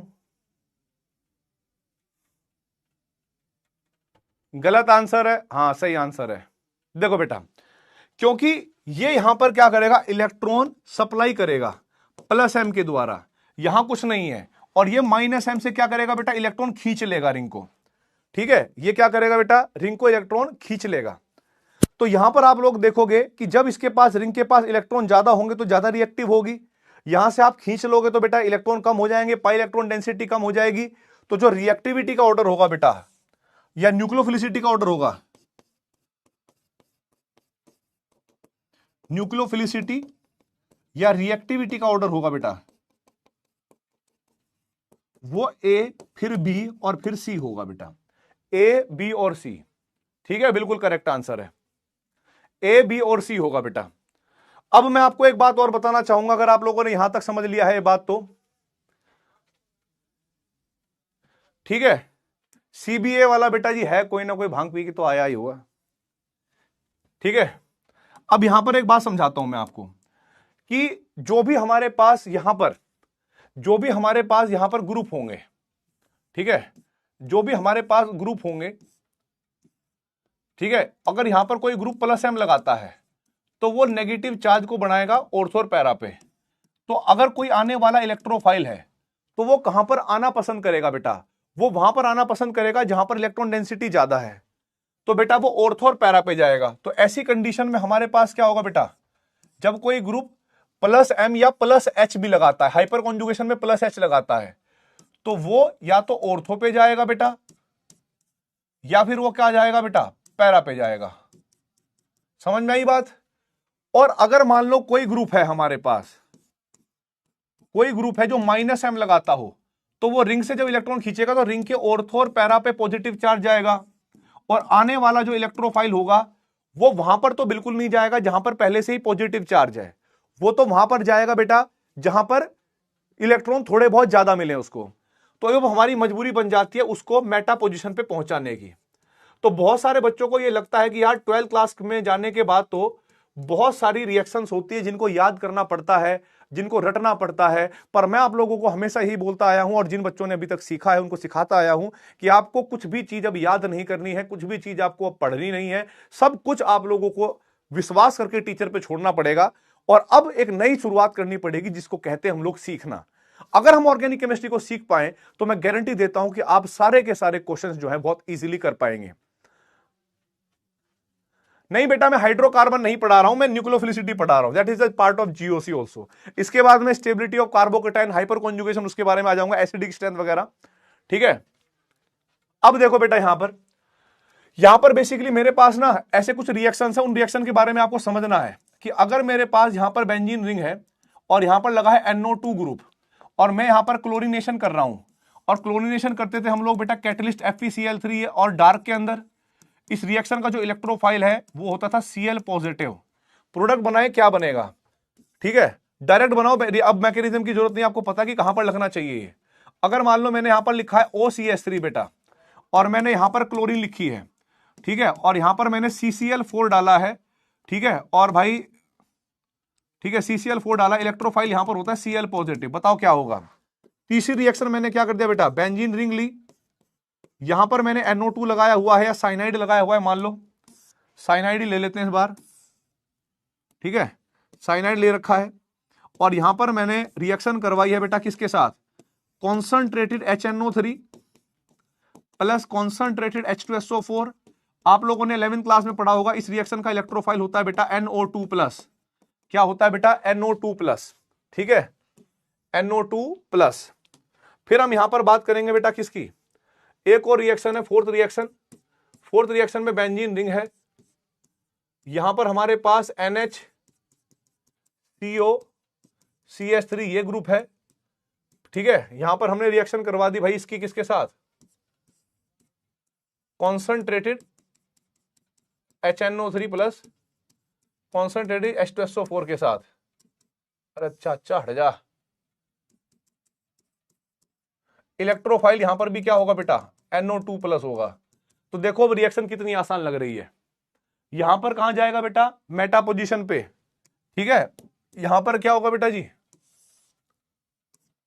मेटा पोजीशन पे जाएगा, NO2Cl गया मेटा पे, यहां पर बेटा जी ऑर्थो और पैरा पे जाएगा, OCH3 ऑर्थो पे गया और बेटा पैरा पे गया। फिर आप लोग यहां पर साइनाइड है, -M लगाएगा, तो यहां पर साइनाइड रखो सेम, अब मेटा पे चला गया, यहां पर क्योंकि इसके पास लोन पेयर है +M लगाएगा बेटा, तो NO2 ऑर्थो पे भी जाएगा और पैरा पे भी जाएगा। हालांकि ज्यादा अमाउंट हमारे पास पैरा वाले की बनेगी क्योंकि ऑर्थो पर स्टेरिक हिंड्रेंस ज्यादा होगा, तो ये कंपाउंड वैसे बनेगा बहुत माइनर।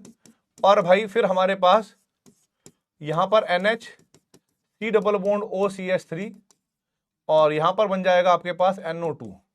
तो मुझे बताए फटाफट कमेंट बॉक्स में, क्या आप लोगों को इस तरह की रिएक्शन समझ में आ गई बेटा, यस और नो? क्या आप लोगों को यह बात समझ में आ गई बेटा, यस और नो? तो आपको आगे चल के जब ऑर्गेनिक केमिस्ट्री पढ़ोगे तो वहां पर जब आपने अपने मन में बैठा लिया कि हमें सीखना है, ठीक है, तो बस ऐसी रिएक्शन होंगी हवा में। कई बार तो ऐसा होगा कि पेन भी नहीं चलाना पड़ेगा, आपको पता लग जाएगा अच्छा ये होने वाला, ये होने वाला, अरे वाह मजा आ गया। लेकिन हाँ, अगर इसको हाथ रख के ऐसे पढ़ोगे, नाइट्रो बेंजीन ने क्लोरीन के साथ रिएक्शन करा तो मेटा क्लोरो या मेटा नाइट्रो ऐसे बेंजीन बनेगा, तो वो फिर और सरदर्द वाली बातें होती है, इसलिए याद करना बिल्कुल बंद करो। चलिए अब हम बात करते हैं बेटा थोड़ा सा हाइपर कॉन्जुगेशन के बारे में, क्योंकि थोड़ा सा इंट्रोडक्शन देना था मुझे रेजोनेंस का, क्योंकि पढ़ाना तो मैंने आपको पहले ही बोला था, जिसको भी पढ़ना है वो जो लाइव लेक्चर है पुराने वाले वहां से पढ़ लो, अगर किसी का बैकलॉग है तो। वहां क्रिस्टल क्लियर एक एक चीज जो तुमने देखी होगी, शायद सुनी भी ना होगी, वो सारी चीजें वहां पर क्लियर है। अब यहां पर देखो बेटा, नेक्स्ट है हाइपर कॉन्जुगेशन। हाइपर कॉन्जुगेशन के बारे में आप लोग इतना तो बात जानते होंगे कि हाइपर कॉन्जुगेशन भी दो टाइप का होता है, +H और -H, और ज्यादातर हमें +H काम आएगा, हमारे -H जो है वो एक दो रिंग में काम आएगा, मतलब रिएक्शन में वहीं पर बता दिया जाएगा। NO2+ के पास बेटा इलेक्ट्रॉन की कमी होती है ना, इसलिए पता तो तुम्हें है नहीं, बैल कहीं के, इधर देख ले अब, नालायक बदतमीज, कमेंट बंद। सुनो, पहला क्वेश्चन ये होता है कि भाई कहां पर रेजोनेंस होगा और कहां पर रेजोनेंस नहीं होगा। ध्यान रखना, हमारे पास एक ना sp2 हाइब्रिड कार्बन होता है, वो कार्बोकटाइन भी हो सकता है, वो फ्री रेडिकल भी हो सकता है, और वो बेटा ऐसे डबल बॉन्डेड कार्बन भी हो सकता है।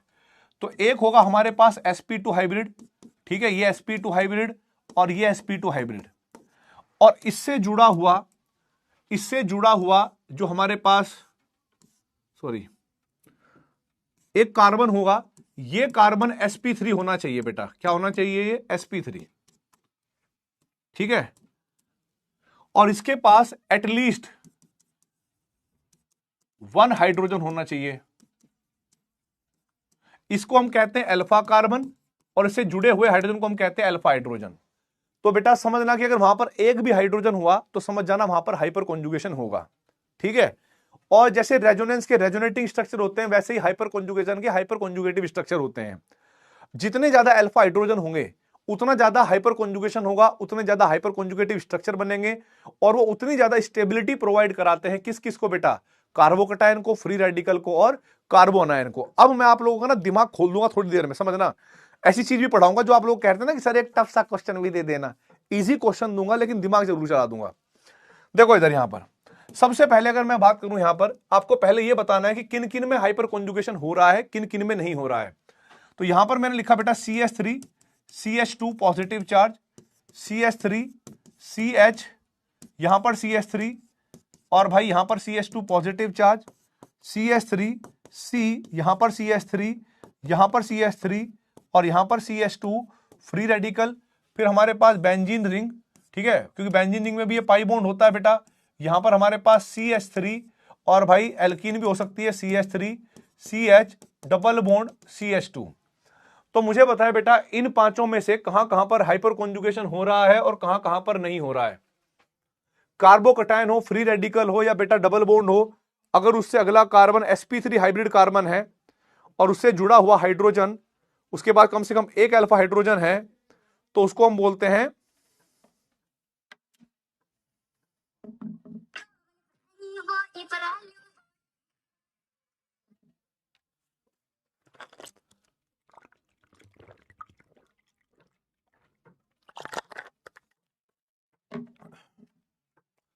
यस।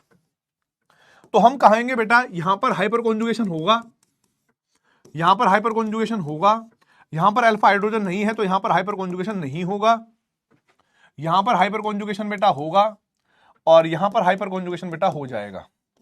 राइट, बिल्कुल सही आंसर है। सबको रिवाइज हो रहा है, सबको पुरानी बातें याद आ रही हैं, ठीक है। अब मुझे आप लोगों को यह बताना है कि इनमें से कौन सा ज्यादा स्टेबल होगा, कौन सा लीस्ट स्टेबल होगा, ठीक है। अब भाई सुनो मेरी बात को, हाइपर कॉन्जुगेशन के बारे में समझ में आ गई आपको बात, ठीक है। सम बेसिक एग्जांपल है, बेसिक एग्जांपल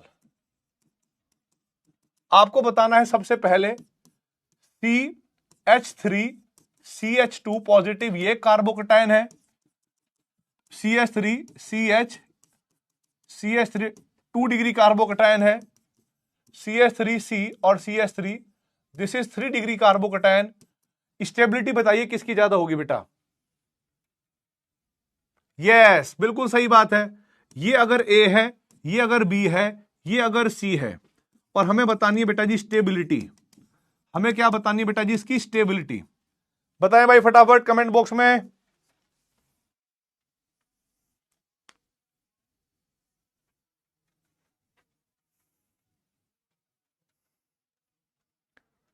वेरी गुड भाई।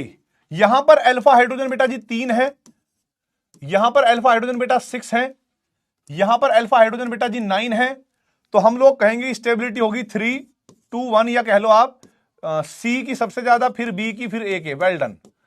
अब देखो बेटा मैं आपका दिमाग थोड़ा सा खराब करूंगा। CH3 CH2 positive charge, CD3 CH2 positive charge, और CT3 CH2 पॉजिटिव चार्ज। यहां पर मैंने हाइड्रोजन के आइसोटोप्स यूज करे हैं, और बाकी डिग्री ऑफ कार्बन बिल्कुल सेम है, ABC। कार्बोकटाइन की डिग्री बिल्कुल सेम है। अल्फा हाइड्रोजन या अल्फा ड्यूटीरियम या अल्फा ट्राइटियम सेम है। आप लोगों को स्टेबिलिटी बतानी है सेकंड वाले क्वेश्चन की। Saurabh, branch more is less, नहीं, branch more is more stable बेटा इन टर्म्स ऑफ कार्बोकैटायन।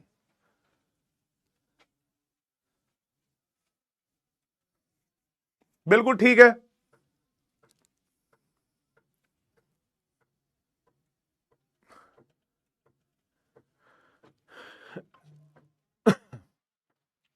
सही आंसर है भाई। स्टेबिलिटी होगी ए, बी और सी। स्टेबिलिटी होगी ए, बी और सी। बिल्कुल करेक्ट है बेटा, बिल्कुल करेक्ट है।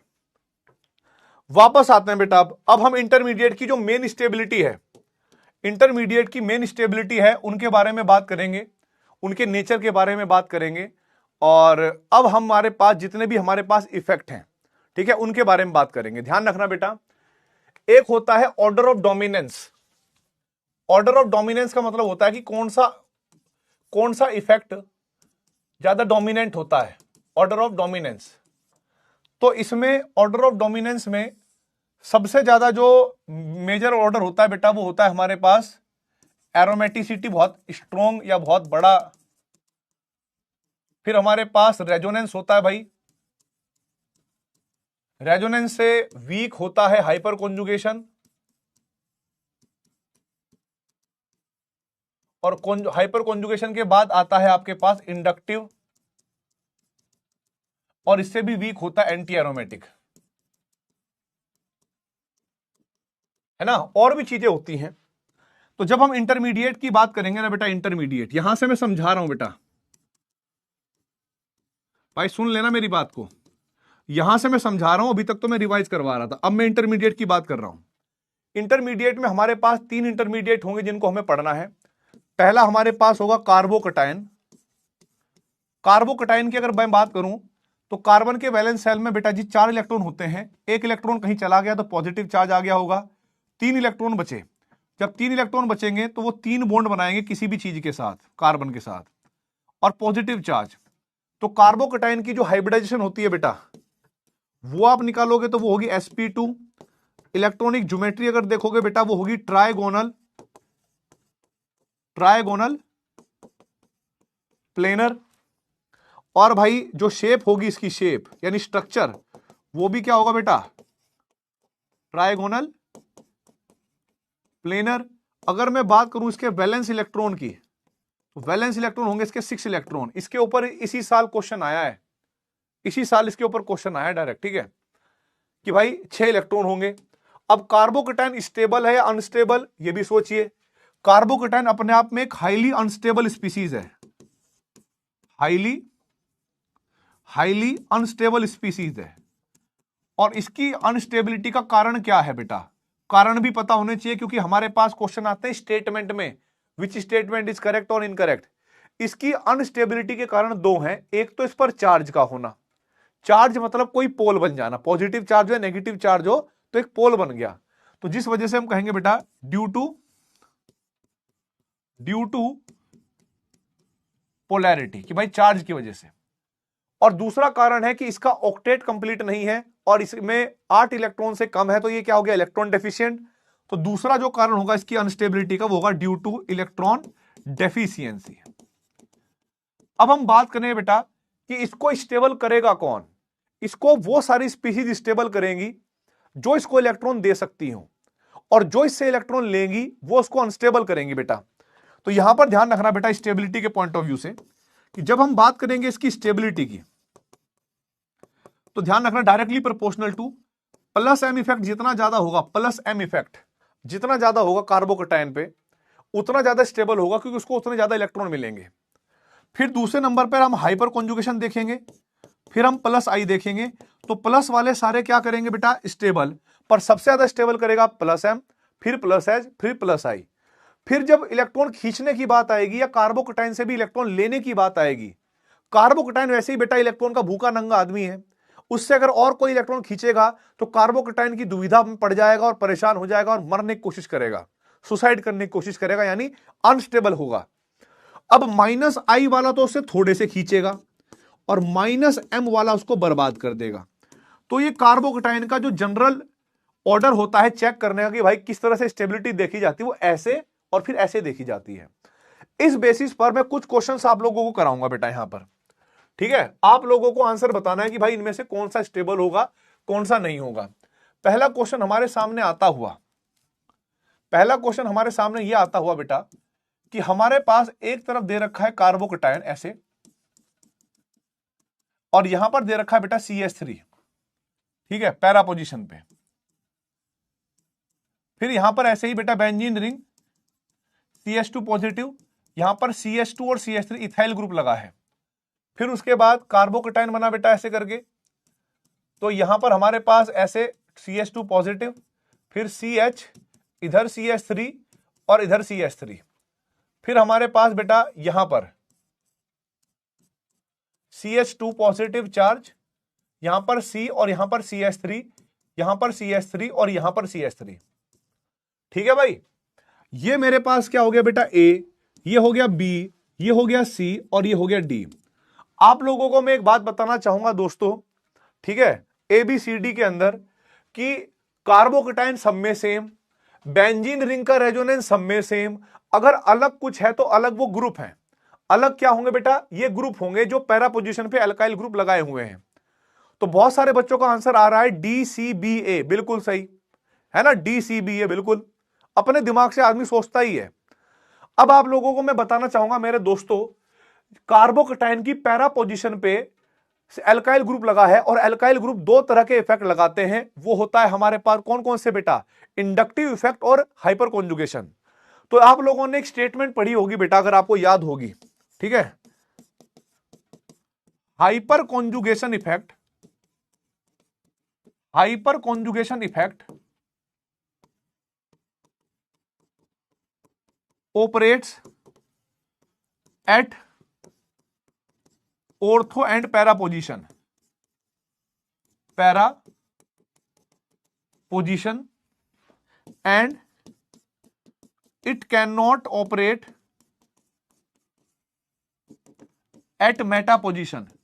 अगर एल्काइल ग्रुप मेटा पोजीशन पे होता तो वहां पर हम हाइपर कॉन्जुगेशन नहीं देखते, हम इंडक्टिव देखते। पर क्योंकि ये तो पैरा पोजीशन पे लगा हुआ है बेटा, क्या लगा है, पैरा पोजीशन पे, तो हम लोग इंडक्टिव से पहले देखेंगे हाइपर कॉन्जुगेशन। और हम लोग ये बात जानते हैं बेटा कि ये हमारे पास डबल बॉन्डेड कार्बन है, इससे अगला कार्बन ये हमारे पास sp3 हाइब्रिड कार्बन है, और इससे जुड़े हुए हाइड्रोजन को हम अल्फा हाइड्रोजन कहेंगे। तो यहां पर अल्फा हाइड्रोजन कितने हो गए बेटा 3, यहां पर अल्फा हाइड्रोजन कितने हो गए बेटा 2, यहां पर अल्फा हाइड्रोजन कितने हो गया बेटा 1, और यहां पर तो हाइपर कॉन्जुगेशन हो ही नहीं रहा, अल्फा हाइड्रोजन कितने हो गए 0। हम लोग ये बात जानते हैं कि जिसमें ज्यादा हाइपर कॉन्जुगेशन होता है वो ज्यादा स्टेबल होते हैं। तो बेटा जब स्टेबिलिटी की बात आएगी, जब स्टेबिलिटी की बात आएगी दोस्तों, तो हम लोग क्या कहेंगे कि A, फिर B, फिर C और फिर D। अब आप मुझे बताएं, जो बच्चे पहले DCBA कर रहे थे, क्या उनका डाउट क्लियर हो गया, ये क्वेश्चन उनको समझ में आ गया, यस और नो, बोलिए, इज इट क्लियर बेटा।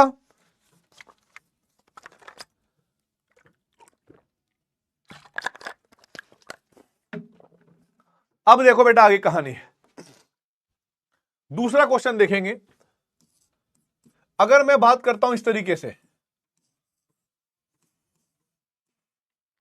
यहां पर CH2 पॉजिटिव चार्ज है, यहां पर मैंने लिखा CH3, ठीक है, यहां पर बेंजीन रिंग है, यहां पर CH2 पॉजिटिव चार्ज है, यहां पर मैंने लिखा इथाइल ग्रुप CH2 CH3, और CH2 पॉजिटिव चार्ज CH, इधर CH3 और इधर CH3, ठीक है, और इधर बेटा जी CH2 पॉजिटिव चार्ज, इधर C, इधर CH3, इधर CH3 और इधर CH3। तो बेटा अगर ये मेरे पास A है, ये हमारे पास B है, ये हमारे पास C है और ये हमारे पास D है, तो रिलेटिवली आप ये देखोगे बेटा कि मेटा पोजीशन पे अल्काइल ग्रुप हाइपर कॉन्जुगेशन तो लगाएगा नहीं, इंडक्टिव इफेक्ट लगता है। और इंडक्टिव इफेक्ट में अल्काइल ग्रुप जितना बड़ा होगा, अगर मान लो इसका प्लस आई छोटा सा है तो इसका अल्काइल ग्रुप बड़ा है बेटा, ज्यादा कार्बन होंगे तो प्लस आई और बढ़ जाएगा, यहां पर बेटा प्लस आई और बढ़ेगा, और यहां पर प्लस आई और ज्यादा होगा, और जितना ज्यादा प्लस आई इफेक्ट होगा उतना ज्यादा स्टेबिलिटी भी क्या होगी बेटा, ज्यादा होगी। तो हम लोगों ने कहा कि भाई यहां पर स्टेबिलिटी डी की सबसे ज्यादा, फिर सी की, फिर बी की और फिर ए की। आई होप आपको यह बात समझ में आ गई होगी। अब क्वेश्चन नंबर 3 की बात करते हैं बेटा। अगर मान लीजिए हमारे पास ये कार्बोकटायन है देवताओं, इधर देख लेना भाई, हमारे पास ये कार्बोकटायन है CH2 पॉजिटिव चार्ज, यहां है OCH3, फिर हमारे पास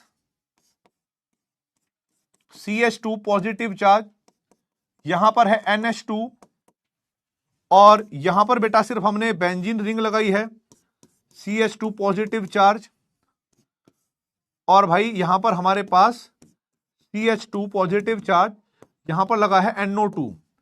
अगर ये मेरे पास A है, ये मेरे पास B है, ये मेरे पास C है, ये मेरे पास D है दोस्तों, तो आप मुझे बताएं कौन सी स्टेबिलिटी का करेक्ट आंसर होगा। स्टेबिलिटी का करेक्ट आंसर बोलो बोलो। ब्रांचिंग ब्रांचिंग कुछ नहीं देखते भाई ऐसे। एल्काइल ग्रुप कार्बन जितने ज्यादा होंगे एल्काइल ग्रुप में, उतना ज्यादा हमारे पास वो हो जाएगा।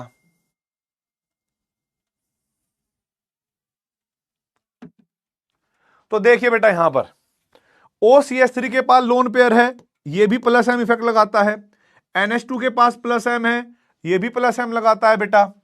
और यहां पर तो आपको पता होगा दोस्तों कुछ नहीं लगा, यहां पर माइनस एम। तो हमें यह बात पता है कि माइनस एम वाला जो होगा वो सबसे ज्यादा लीस्ट स्टेबल होगा। और बी और ए में अगर आप देखोगे यहां पर भी प्लस एम लग रहा है, यहां पर भी प्लस एम लग रहा है, लेकिन किसका प्लस एम ज्यादा होगा? जो आसानी से इलेक्ट्रॉन देता होगा। यहां इलेक्ट्रॉन डोनर ऑक्सीजन है, यहां इलेक्ट्रॉन डोनर नाइट्रोजन है। हम लोग जानते हैं पीरियोडिक टेबल के अकॉर्डिंग नाइट्रोजन की इलेक्ट्रॉन नेगेटिविटी ऑक्सीजन से कम होती है, तो नाइट्रोजन इजीली इलेक्ट्रॉन दे सकता है। तो जो NH2 ग्रुप मतलब ये ग्रुप होगा, यहां पर स्ट्रॉन्ग प्लस एम लगा होगा बेटा एज कंपेयर टू इसके, जिस वजह से हम लोग कहेंगे कि ये सबसे ज्यादा इलेक्ट्रॉन प्रोवाइड करा होगा कार्बोकटायन को, उसको स्टेबल बना रहा होगा। तो हमारे पास सबसे ज्यादा स्टेबल होगा बेटा जी बी, फिर होगा ए, फिर होगा सी, और डी क्या होगा बेटा? लास्ट स्टेबल यानी लीस्ट स्टेबल। BACD। क्या ये क्लियर हो गया दोस्तों? बहुत बढ़िया भाई। BACD। अब जैसे आप लोगों ने कार्बोकटायन के बारे में सीखा, एक दो क्वेश्चन करके आप लोगों को कुछ पुरानी बातें याद आई कि भाई 11वीं में हमने पढ़ा था, ठीक है। अब हम यहां पर बात करेंगे बेटा कार्बन फ्री रेडिकल के बारे में। कार्बन फ्री रेडिकल के बारे में। तो कार्बन फ्री रेडिकल की अगर मैं बात करूं बेटा, तो कार्बन के पास 3 होते हैं बॉन्ड, एक होता है अनपेयर्ड इलेक्ट्रॉन। तो जब इसका आप स्टेरिक नंबर काउंट करोगे यानी सिग्मा बॉन्ड और लोन पेयर काउंट करोगे, तो लोन पेयर है नहीं तो बेटा 3 हो जाएगा। हाइब्रिडाइजेशन हमारी sp2 होगी। इलेक्ट्रॉनिक ज्योमेट्री जो है बेटा वो इसकी ट्राइगोनल प्लेनर होगी। और बेटा इसका जो स्ट्रक्चर होगा यानी जो शेप होगी वो हमारे पास ट्राइगोनल प्लेनर होगी। और इसके जो वैलेंस इलेक्ट्रॉन है वो हमारे पास 7 वैलेंस इलेक्ट्रॉन होंगे। ये हमारे पास हाईली अनस्टेबल भी होगा, लेकिन इसकी अनस्टेबिलिटी का रीजन इस बार चार्ज नहीं है, क्योंकि ये तो न्यूट्रल है, इस पर कोई चार्ज नहीं है। सिर्फ एक ही कारण है और वो है इलेक्ट्रॉन की कमी। तो ड्यू टू इलेक्ट्रॉन डेफिशिएंसी। अब इसकी इलेक्ट्रॉन डेफिशिएंसी को कौन कौन से इफेक्ट कवर कर सकते हैं? तो भाई इसकी स्टेबिलिटी, जो भी इसको इलेक्ट्रॉन प्रोवाइड कराएंगे वो इसको स्टेबल करेंगे। तो स्टेबिलिटी ऑफ फ्री रेडिकल की अगर मैं बात करूं, फ्री रेडिकल की बात करूं बेटा, तो हमारे पास प्लस एम इफेक्ट सबसे ज्यादा स्टेबल करेगा, फिर प्लस एच करेगा, फिर प्लस आई करेगा, माइनस आई वाला इसको बर्बाद करेगा, और माइनस एम वाला सत्यानाश करेगा। ठीक है, तो ये भी बेटा फटाफट नोट करिए, फिर इसके ऊपर मैं आप लोगों को कुछ क्वेश्चन कराऊंगा। यस, पैरामैग्नेटिसिटी नहीं, मतलब ठीक है अनपेयर्ड इलेक्ट्रॉन की वजह से भी होता है, पर वो होता है electron deficiency, that's why it is called electrophile. Yes, now पहला क्वेश्चन देखिए बेटा, हमारे सामने क्वेश्चन आया CH3 CH2 free radical, CH3 CH CH3 free radical and then CH3, CH3 and CH3, here is free radical. ये मैंने माना A, ये मैंने माना B, ये माना मैंने C. स्टेबिलिटी नाम की एक चीज होती है, स्टेबिलिटी. बताएं बेटा फटाफट करेक्ट आंसर क्या होगा? बोलो बोलो.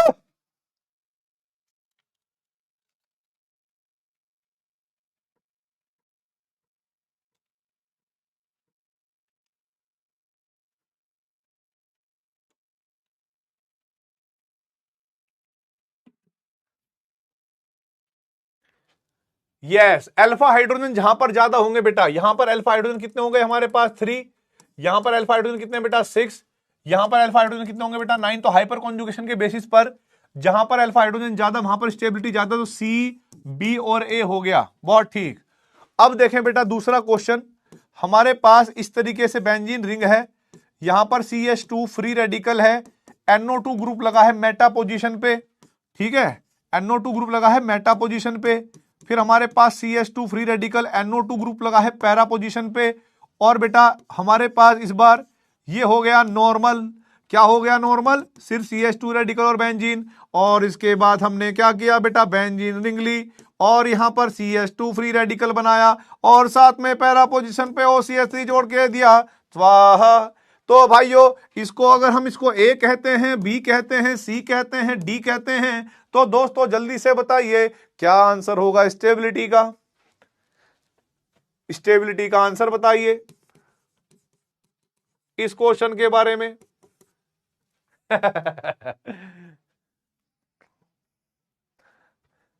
अब देखो बेटा यहां पर, अब देखो बेटा यहां पर, तो हमारे पास NO2 ग्रुप मेटा पोजीशन में लगेगा. तो NO2 ग्रुप ध्यान रखिए -M इफेक्ट लगाता है, मैं मानता हूं, लेकिन वो ऑर्थो और पैरा से ही लगाता है, क्योंकि रेजोनेंस इफेक्ट या मेसोमेरिक इफेक्ट मेटा पोजीशन पर ऑपरेट नहीं होते हैं.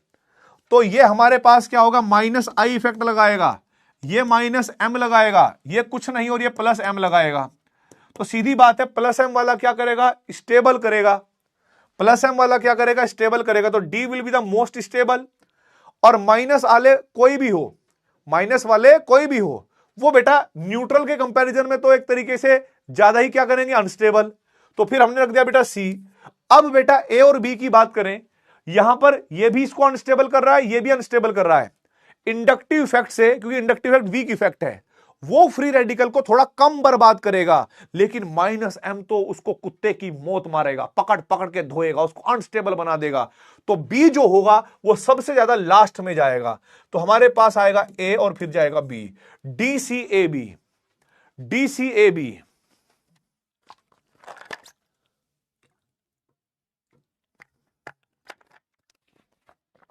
ठीक है भाई. ओते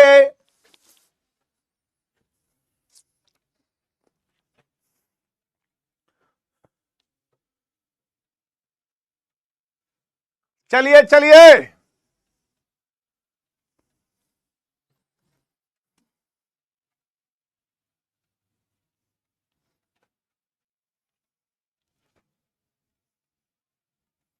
अब देखो बेटा यहां पर, जैसे आप लोगों ने थोड़ा फ्री रेडिकल का माहौल बनाया, फ्री रेडिकल को समझने की कोशिश करी, वैसे ही हम बात करेंगे कार्बो अनायन के बारे में. किसके बारे में बात करेंगे बेटा, कार्बो अनायन का टच देंगे आपको. कार्बो अनायन, कार्बो अनायन. तो भाई और बहनों, लेडीज एंड लेडास, गधे और गधैयाओं, कार्बो अनायन बनता है हमारे पास, कार्बन के पास एक लोन पेयर, 3 बॉन्ड होते हैं और नेगेटिव चार्ज. तो अगर देखा जाए कार्बन के चारों तरफ सिग्मा बॉन्ड और लोन पेयर होंगे, वो होंगे 4. हाइब्रिडाइजेशन जो होगी बेटा वो होगी sp3. इलेक्ट्रॉनिक ज्योमेट्री जो होगी बेटा वो होगी हमारे पास कैसी, टेट्राहेड्रल. टेट्राहेड्रल ज्योमेट्री कैसी होती है आप लोगों ने पढ़ा होगा, इस तरह से होता है बेटा. टेट्राहेड्रल ज्योमेट्री ऐसी होती है. अब आप समझिएगा कि अगर यहां पर कार्बन है, यहां पर हाइड्रोजन है, यहां पर हाइड्रोजन और यहां पर हाइड्रोजन है. अब एक जगह पर लोन पेयर कंसीडर करने पड़ेंगे हमें, क्योंकि यहां पर बॉन्ड तो है नहीं, और लोन पेयर आज तक किसी के पिताजी भी नहीं देख पाए हैं. मतलब इलेक्ट्रॉन तो दिखते ही नहीं ना बेटा आंखों से, या कैसे माइक्रोस्कोप से भी नहीं दिखते, तो इलेक्ट्रॉन दिखते ही नहीं है. तो हमें स्ट्रक्चर में ये वाला हिस्सा दिखेगा ही नहीं, और जो दिखेगा वो उसमें 3 बॉन्ड ऐसे दिखेंगे. इनको अगर आप ऐसे करके मिलाओगे तो हमारे पास क्या होगा बेटा, इस तरीके से हमारे पास, अरे तेरी ऐसी, इस तरह से तीन कोनों का एक मंदिर दिखेगा पिरामिड जैसा। तीन कोनों का मंदिर मतलब तीन कोनों का पिरामिड दिखेगा। इसी वजह से इसको, इसका जो शेप होगी, स्ट्रक्चर होगा बेटा, स्ट्रक्चर या शेप, उसको कहेंगे हम लोग ट्राइगोनल पिरामिडल। अब बेटा इसके जो वैलेंस इलेक्ट्रॉन है वो है 8, और ये भी हमारे पास हाईली अनस्टेबल है। पर मेरा आप लोगों से क्वेश्चन है कि रीजन क्या होगा, ड्यू टू, क्यों ये अनस्टेबल है। इलेक्ट्रॉन देखो इस पर ज्यादा भी नहीं है और इलेक्ट्रॉन इस पर कम भी नहीं है। ऑक्टेट पूरा करना ये चाहता था, ऑक्टेट इसका कंप्लीट है। ये सिर्फ अनस्टेबल है ड्यू टू चार्ज की वजह से या ड्यू टू पोलैरिटी की वजह से। तो हम लिखेंगे बेटा ड्यू टू पोलैरिटी। अब आप लोगों को मैं एक बात बताता हूं बेटा, इसके नेगेटिव चार्ज को कौन कम कर सकता है जो उसको स्टेबल बनाए। अगर कोई ग्रुप आए और वो कार्बन को कहे अरे दीवाने हमें पहचाने, हमको दो इलेक्ट्रॉन, फटाफट अपने इलेक्ट्रॉन हमें दे दो, तो कार्बन तुरंत उनको क्या देने लगेगा, इलेक्ट्रॉन देने लगेगा। कार्बन खुद क्या हो जाएगा, न्यूट्रल। अब शांति मिले भाई, अब स्टेबिलिटी मिली भाई, राइट। लेकिन उल्टा अगर कोई ऐसे ग्रुप आ गए जो कार्बन के ऊपर नेगेटिव चार्ज को बढ़ाने लगे, क्या करने लगे, नेगेटिव चार्ज को बढ़ाने लगे बेटा, तो कार्बन के ऊपर नेगेटिव चार्ज क्या होगा, बढ़ जाएगा। कार्बन पहले से ही नेगेटिवली चार्ज था, वो नेगेटिव चार्ज आएगा तो परेशान होगा, तो अनस्टेबल होगा कि नहीं होगा, यस और नो।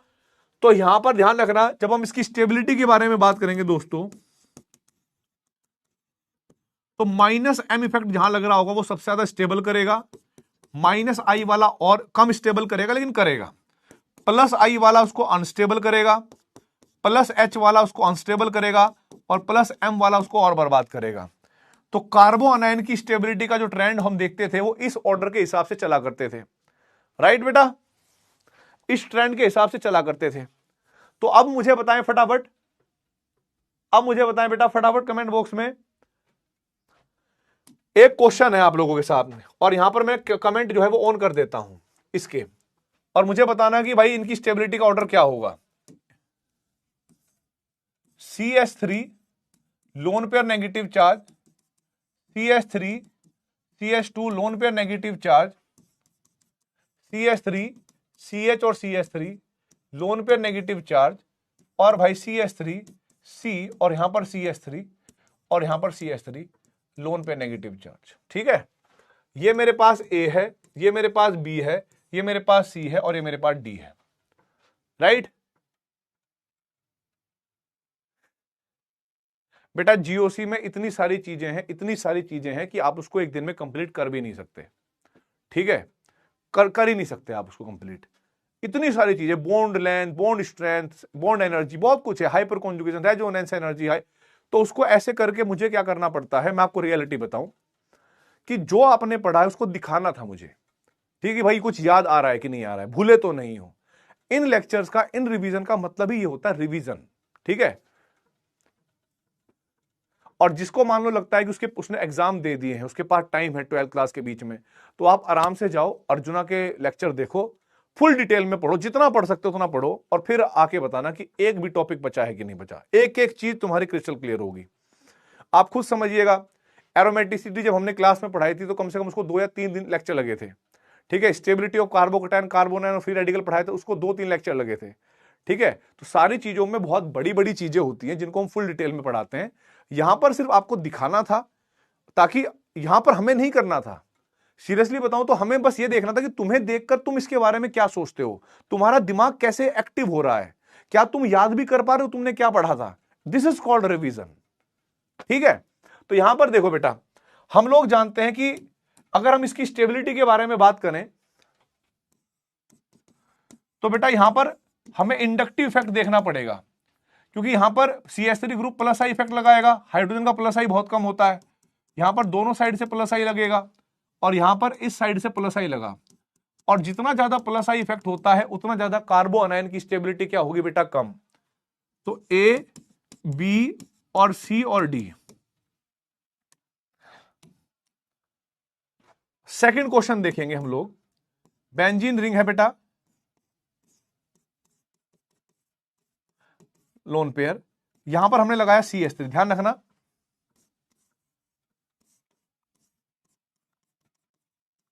पैरा पोजीशन पे अल्काइल ग्रुप का हाइपर कॉन्जुगेशन चेक करते हैं, मैं पहले हिंट दे रहा हूं, हाइपर कॉन्जुगेशन चेक करते हैं बेटा, प्लस आई नहीं।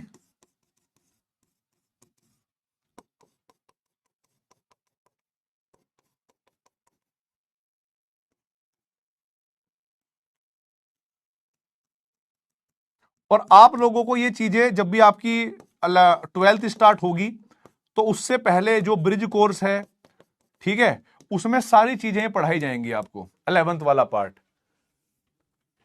ये तो उनके लिए है जिन्होंने जो पढ़ रख चुके हैं, उनका रिवीजन चल रहा है। जो बच्चा नया है, जिसको 12th में जाना है, उसको तो वो आराम से बेटा, आराम से लेक्चर देखें। तो यहां पर हमने देखा कि यहां पर अल्फा हाइड्रोजन 3 है बेटा, यहां पर अल्फा हाइड्रोजन कितने होंगे बेटा, 2 होंगे, यहां पर अल्फा हाइड्रोजन कितने होंगे बेटा, 1 होगा, और यहां पर अल्फा हाइड्रोजन कितने होंगे बेटा, 0 होंगे। जितने ज्यादा अल्फा हाइड्रोजन, जितने ज्यादा अल्फा हाइड्रोजन, उतना ज्यादा क्या होगा बेटा, स्टेबिलिटी कम होगी कार्बन आयन की। तो यहां पर जो स्टेबिलिटी का ऑर्डर आएगा वो आएगा हमारे पास डी, सी, बी और ए, डी, सी, बी और ए। अब देखो बेटा क्वेश्चन नंबर 3, क्वेश्चन नंबर 3 देखेंगे।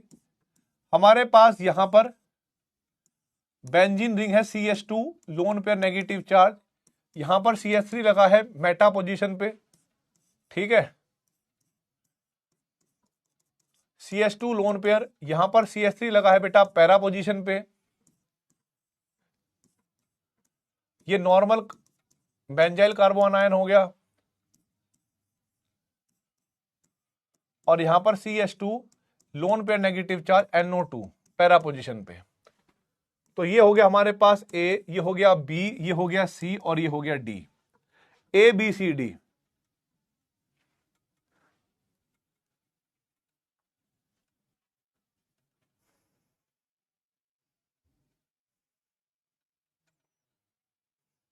अब बेटा बताइए फटाफट स्टेबिलिटी का ऑर्डर।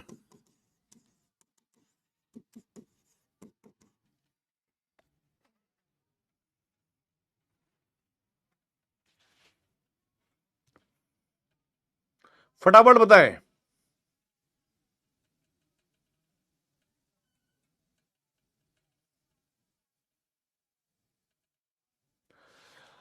आप अगर देखोगे बेटा तो यहां पर हमारे पास लगेगा मेटा पोजीशन से प्लस आई इफेक्ट, यहां पर CH3 का लगेगा प्लस H इफेक्ट, यहां पर कोई नहीं, और यहां पर लगेगा माइनस M इफेक्ट। तो सबसे ज्यादा स्टेबल कौन करेगा बेटा, माइनस M, तो D will be the most stable. फिर हमारे पास प्लस A और B की बात करें तो प्लस वाले इफेक्ट तो बेटा कार्बन आयन को अनस्टेबल ही करेंगे, तो फिर हमारे पास आएगा C। लेकिन जब इंडक्टिव और हाइपर कॉन्जुगेशन में कंपेयर करोगे तो आपको पता है कि हाइपर कॉन्जुगेशन ज्यादा डोमिनेटिंग इफेक्ट होता है, ये ज्यादा बर्बाद कर सकता है एज कंपेयर टू इंडक्टिव के। तो इंडक्टिव वाले को फिर भी हमने आगे रख लिया, लेकिन बेटा जो हाइपर कॉन्जुगेशन की वजह से होगा प्लस H की वजह से, वो हमारे पास सबसे ज्यादा अनस्टेबल होगा। तो करेक्ट आंसर होगा DCAB। करेक्ट आंसर क्या होगा बेटा, DCAB। करेक्ट आंसर क्या होगा बेटा, DCAB। अब देखो बेटा आगे कहानी, जैसे आप लोगों ने carbocation, carbo anion, carbon free radical, इनमें इलेक्ट्रॉनिक डिस्प्लेसमेंट इफेक्ट को यूज किया, ठीक है, थोड़ा थोड़ा आपको aromatic, anti aromatic, non aromatic, इन सब का पता लगा। अब थोड़ा सा आप लोगों को एक बात और ध्यान रखनी है दोस्तों, ठीक है, वो है acidic strength of aliphatic carboxylic acid. Acidic strength of aliphatic carboxylic acid, ठीक है, एलिफेटिक का मतलब है इसमें बेंजोइक नहीं है, इसमें नॉर्मल है। और आप लोगों को एक बात बताई गई होगी इनके बारे में कि जो हमारे पास एसिडिक स्ट्रेंथ होती है, पहले समझना, एसिडिक स्ट्रेंथ वो डायरेक्टली प्रोपोर्शनल होगी बेटा माइनस आई के, और इनवर्सली प्रोपोर्शनल होगी प्लस आई के।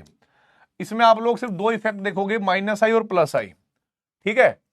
और यह भी आपको पता होगा कि जो एसिडिक स्ट्रेंथ का क्वेश्चन होता है, कभी कभी क्वेश्चन में एसिडिक स्ट्रेंथ का ऑर्डर नहीं पूछता, वो पूछ लेता है बेटा order of K A, order of K A, तो acidic strength is directly proportional to order of K. इसका मतलब ये होगा कि जो एसिड जितना ज्यादा स्ट्रोंग होगा उसका डिसोसिएशन कांस्टेंट उतना ज्यादा होगा बेटा, ठीक है।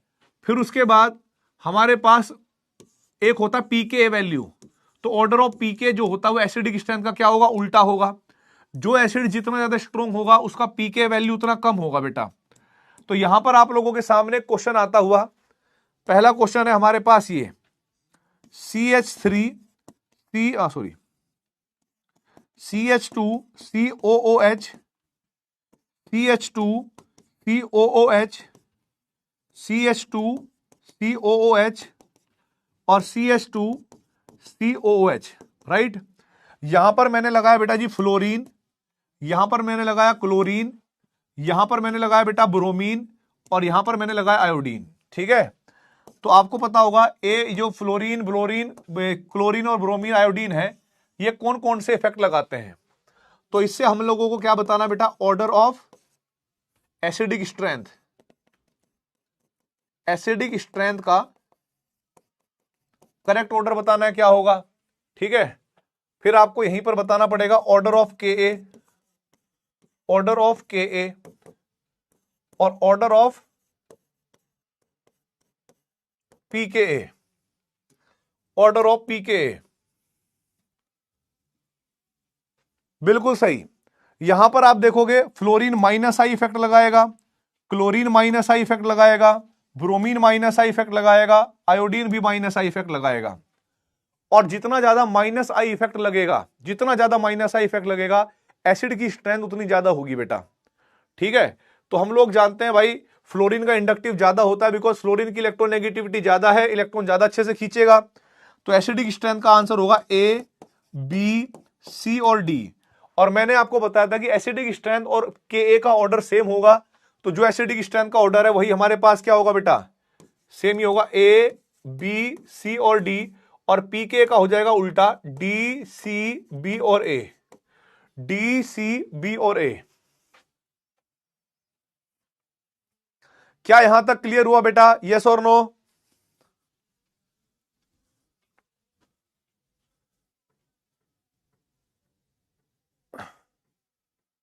Is it clear?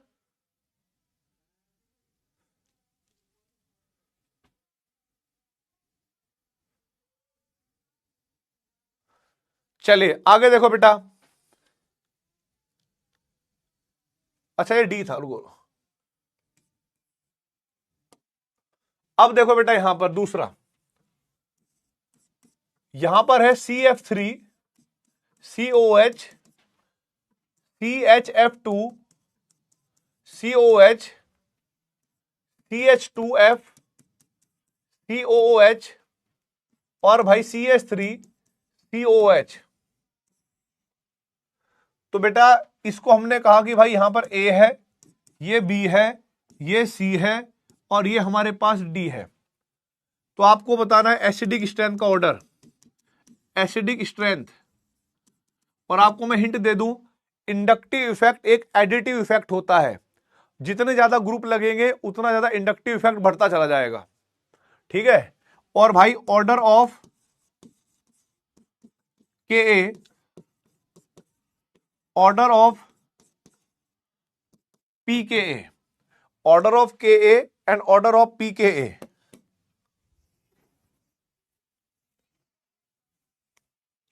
ठीक है, तो यहां पर लगेगा बेटा 3 फ्लोरीन है तो समझ जाना कि 3 माइनस आई इफेक्ट लगे होंगे, 2 फ्लोरीन है तो बेटा 2 माइनस आई लगे होंगे, 1 फ्लोरीन है तो बेटा 1 माइनस आई लगा होगा और CH3 लगाएगा प्लस आई। तो acidic strength minus I effect बढ़ने पर ज्यादा होती है। तो हमारे पास एसिडिक स्ट्रेंथ का ऑर्डर होगा ए, बी, सी और डी। और भाई यहां पर ए, बी, सी और डी, और ये हो जाएगा उल्टा डी, सी, बी और ए, ठीक है, डी, सी, बी और ए। सही है बेटा।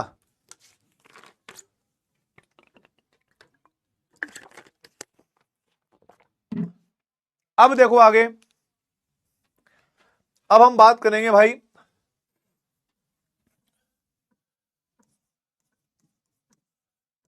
ऑर्डर ऑफ, सॉरी, अब हम बात करेंगे acidic strength, acidic strength of substituted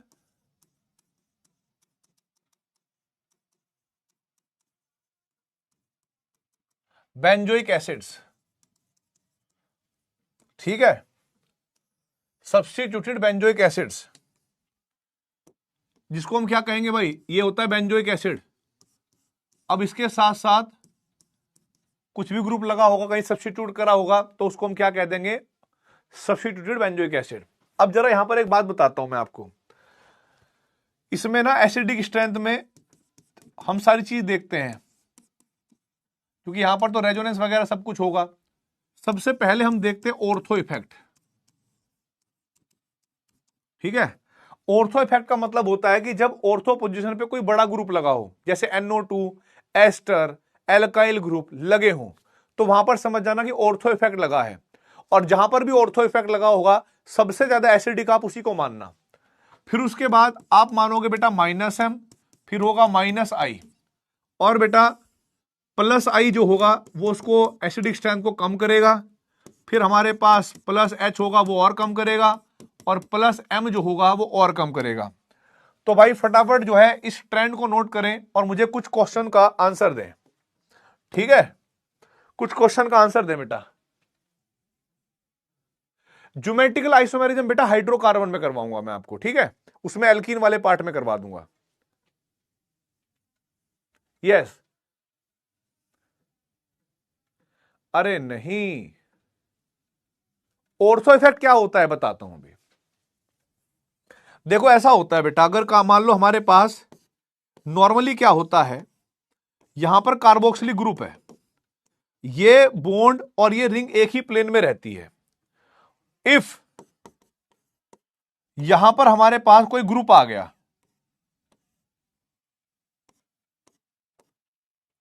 यहां पर कोई ग्रुप आ गया लार्ज, अब वो लार्ज ग्रुप क्या हो सकता है बेटा, NO2 हो सकता है, एस्टर हो सकता है, या कोई एल्काइल ग्रुप हो सकता है।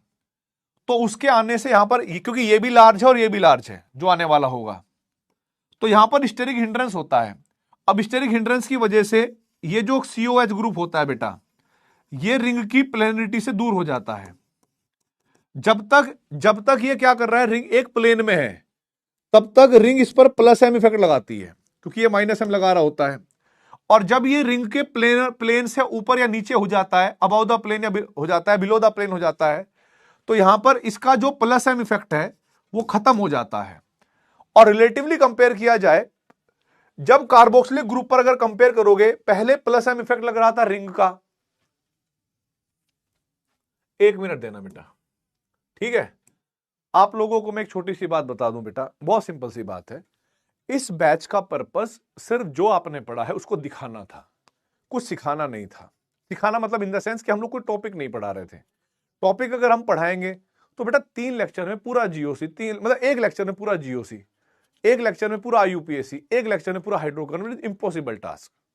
ठीक है, वो आपके लिए भी सही नहीं है कि फिर तो आपको खुद लगेगा कि कोई आया और काट के चला गया। ठीक है, अभी तुम मुझे चाहे 10 गालियां दे लो, कोई फर्क नहीं पड़ता, क्योंकि मुझे तो पता है कि मैंने अर्जुना में क्या पढ़ाया है, लक्ष्य में क्या पढ़ाया है, प्रयास में क्या पढ़ाया है, राइट। तो यहां पर क्या था बेसिकली कि आपने जो पढ़ा हुआ था उसको दिमाग में याद रखना।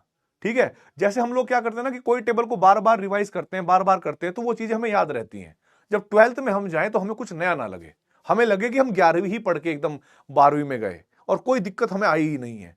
तो जो आपके बीच में क्या होता है ना, 11वीं और 12वीं के बीच का एक ब्रेकर होता है, वो ब्रेकर तोड़ने की कोशिश करी जा रही है और चुपचाप आपको एक ही हाईवे के साथ आगे बढ़ाया जा रहा है। तो आप लोग पहले ना कंसर्न समझा करो क्लास का कि मोटिव क्या है। ठीक है, तो जरूरी थोड़ा है कि मैं आपके बैच में मैं पढ़ाऊंगा, जरूरी थोड़ा है कि कोई और ही पढ़ाएगा, कोई कहीं भी पढ़ा सकता है, उससे कोई फर्क नहीं पड़ता। ये तो हम लोगों की ड्यूटी है कि हमने अर्जुना में आपको किसी ना किसी अर्जुना में पढ़ाया था। हम लोग चाहते हैं कि जब आप 12th तक जाओ तो उस ब्रेकर को जो है फील ना करो, चुपचाप आगे निकल जाओ। आगे बात समझ में? तो भाई डिसिप्लिन थोड़ा मेंटेन करके रखो। तो ये जब अबाउ द प्लेन चला जाएगा बेटा, रिंग का +M लगना बंद हो जाएगा। और थोड़ा इन दोनों में अगर फील करके देखें, जहां पर +M लगता है, जहां पर +M लगता है वहां पर तो एसिडिक स्ट्रेंथ को कम होना चाहिए था। इसी वजह से इस इफेक्ट को हमने नाम दे दिया ऑर्थो इफेक्ट, कि भाई बड़े ग्रुप की लगने की वजह से ऐसा कुछ हुआ होगा। और हमने ये भी मानना कि जो ऑर्थो इफेक्ट जहां लगेगा उसको सबसे ज्यादा एसिडिक कह देना है। किसमें? जहां पर हमारे पास ये सब्स्टिट्यूट बेंजोइक एसिड होगी, यहां की बात। अब जैसे मैं सबसे पहले क्वेश्चन लेके आया, एसिडिक स्ट्रेंथ का ही क्वेश्चन है सब्स्टिट्यूटेड में। यहां पर मेरे पास COOH ग्रुप है, यहां पर CH3 लगा हुआ है, ठीक है। यहां पर COOH ग्रुप है, यहां पर मेटा पोजीशन पे CH3 लगा है, और यहां पर बेटा COH है, ऑर्थो पोजीशन पे CH3 लगा है, और यहां पर COH है, इसको हमने ऐसे छोड़ दिया। कमेंट मैंने बंद कर रखे हैं ताकि आप फोकस करो यहां पर पढ़ने पे, ठीक है। तो ये मेरे पास अगर A हुआ, ये मेरे पास B हुआ, ये मेरे पास C हुआ, और ये मेरे पास D हुआ बेटा, राइट। तो इसमें थोड़ा ध्यान देना, CH3 जब पैरा पोजीशन पे लगता है तो वहां पर हाइपर कॉन्जुगेशन यानी +H लगेगा, चाहे लगा के देख लो, अल्फा हाइड्रोजन 3 है। मेटा पोजीशन पे हाइपर कॉन्जुगेशन लगेगा नहीं तो बेटा यहां पर +I लगेगा। अब आप लोग सोचोगे ऑर्थो पोजीशन पे भी हाइपर कॉन्जुगेशन लग सकता था, लेकिन ध्यान रखिएगा, हाइपर जब हम कार्बोक्सिलिक ग्रुप के ऑर्थो पोजीशन पे कोई बड़ा ग्रुप लगा देंगे, दिमाग में फील करना कि वहां लगेगा ऑर्थो इफेक्ट। और ऑर्थो इफेक्ट जब आप सोच लोगे तो वहां पर इलेक्ट्रॉनिक डिस्प्लेसमेंट इफेक्ट नहीं लगाने हैं, मतलब ना रेजोनेंस लगाना, ना हाइपर कॉन्जुगेशन, ठीक है। आप सिर्फ क्या लगाओगे यहां पर? ऑर्थो इफेक्ट बोल दो कि भाई ऑर्थो पे कोई बड़ा ग्रुप लगा है तो हमने इसको बोल दिया ऑर्थो इफेक्ट, बाकी इसको छोड़ दिया। फिर ये हमें मानना है कि जब हम एसिडिक स्ट्रेंथ का ऑर्डर लिखेंगे, एसिडिक स्ट्रेंथ का ऑर्डर लिखेंगे बेटा, तो जहां ऑर्थो है वहां पर +M +I -I क्या लग रहा है, कुछ नहीं सोचना, उसको पहले लिख लो बस। C हमारे पास ज्यादा स्टेबल, मतलब मोर एसिडिक है। फिर बाकी में चेक करो, प्लस वाला क्या करेगा एसिडिक स्ट्रेंथ को कम, +I वाला भी क्या करेगा एसिडिक स्ट्रेंथ को कम, तो उससे बढ़िया तो फिर D ही है। फिर हमारे पास CA तो जो है ज्यादा बर्बाद करेगा, फिर हमने B ले लिया, फिर हमने A ले लिया, तो एसिडिक स्ट्रेंथ का ऑर्डर ये आया, कि A का ऑर्डर भी यही आएगा, P के A का इसका उल्टा हो जाएगा। फिर देखो बेटा दूसरा क्वेश्चन, मान लीजिए यहां पर हमारे पास बेंजीन रिंग है, कार्बोक्सिलिक ग्रुप है, यहां पर NO2 कार्बोक्सिलिक है, NO2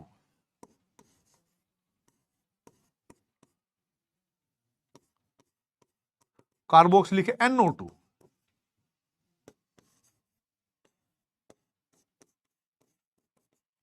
ठीक। तो बेटा यहां पर देखो, यहां पर लगेगा हमारे पास -M इफेक्ट, पैरा पे लगा है, मेरा पैरा पर रेजोनेंस वगैरह नहीं लगता तो बेटा -I लगेगा। ऑर्थो पे ऑर्थो इफेक्ट लिखना है, -M ये लिखने की जरूरत नहीं है, और उसको हमने छोड़ दिया ऐसे ही। फिर मैंने आपको बताया कि ये A है, ये B है, ये C है और ये D है, ठीक है। ये A है, ये B है, ये C है और ये D है। तो यहां पर देखो भाई फटाफट कमेंट बॉक्स के अंदर, ठीक है। आप लोगों को ऑर्थो इफेक्ट वाला जो है वो सबसे पहले लिखना पड़ेगा एसिडिक स्ट्रेंथ में। तो हमारे पास C सबसे ज्यादा स्टेबल होगा, फिर हमारे पास A होगा, फिर हमारे पास B होगा और D हमारे पास लास्ट में होगा। तो मुझे बताइए बेटा, क्या आप लोगों को कुछ समझ में आया कि नहीं आया? यस और नो? यहां तक क्लियर हुआ कि नहीं हुआ बेटा? यह सही कह रहे हो लोग, कुछ group group repulsion plane change कर देते हैं, बिल्कुल सही आंसर है CABD, कबाड़, ठीक है, CABD।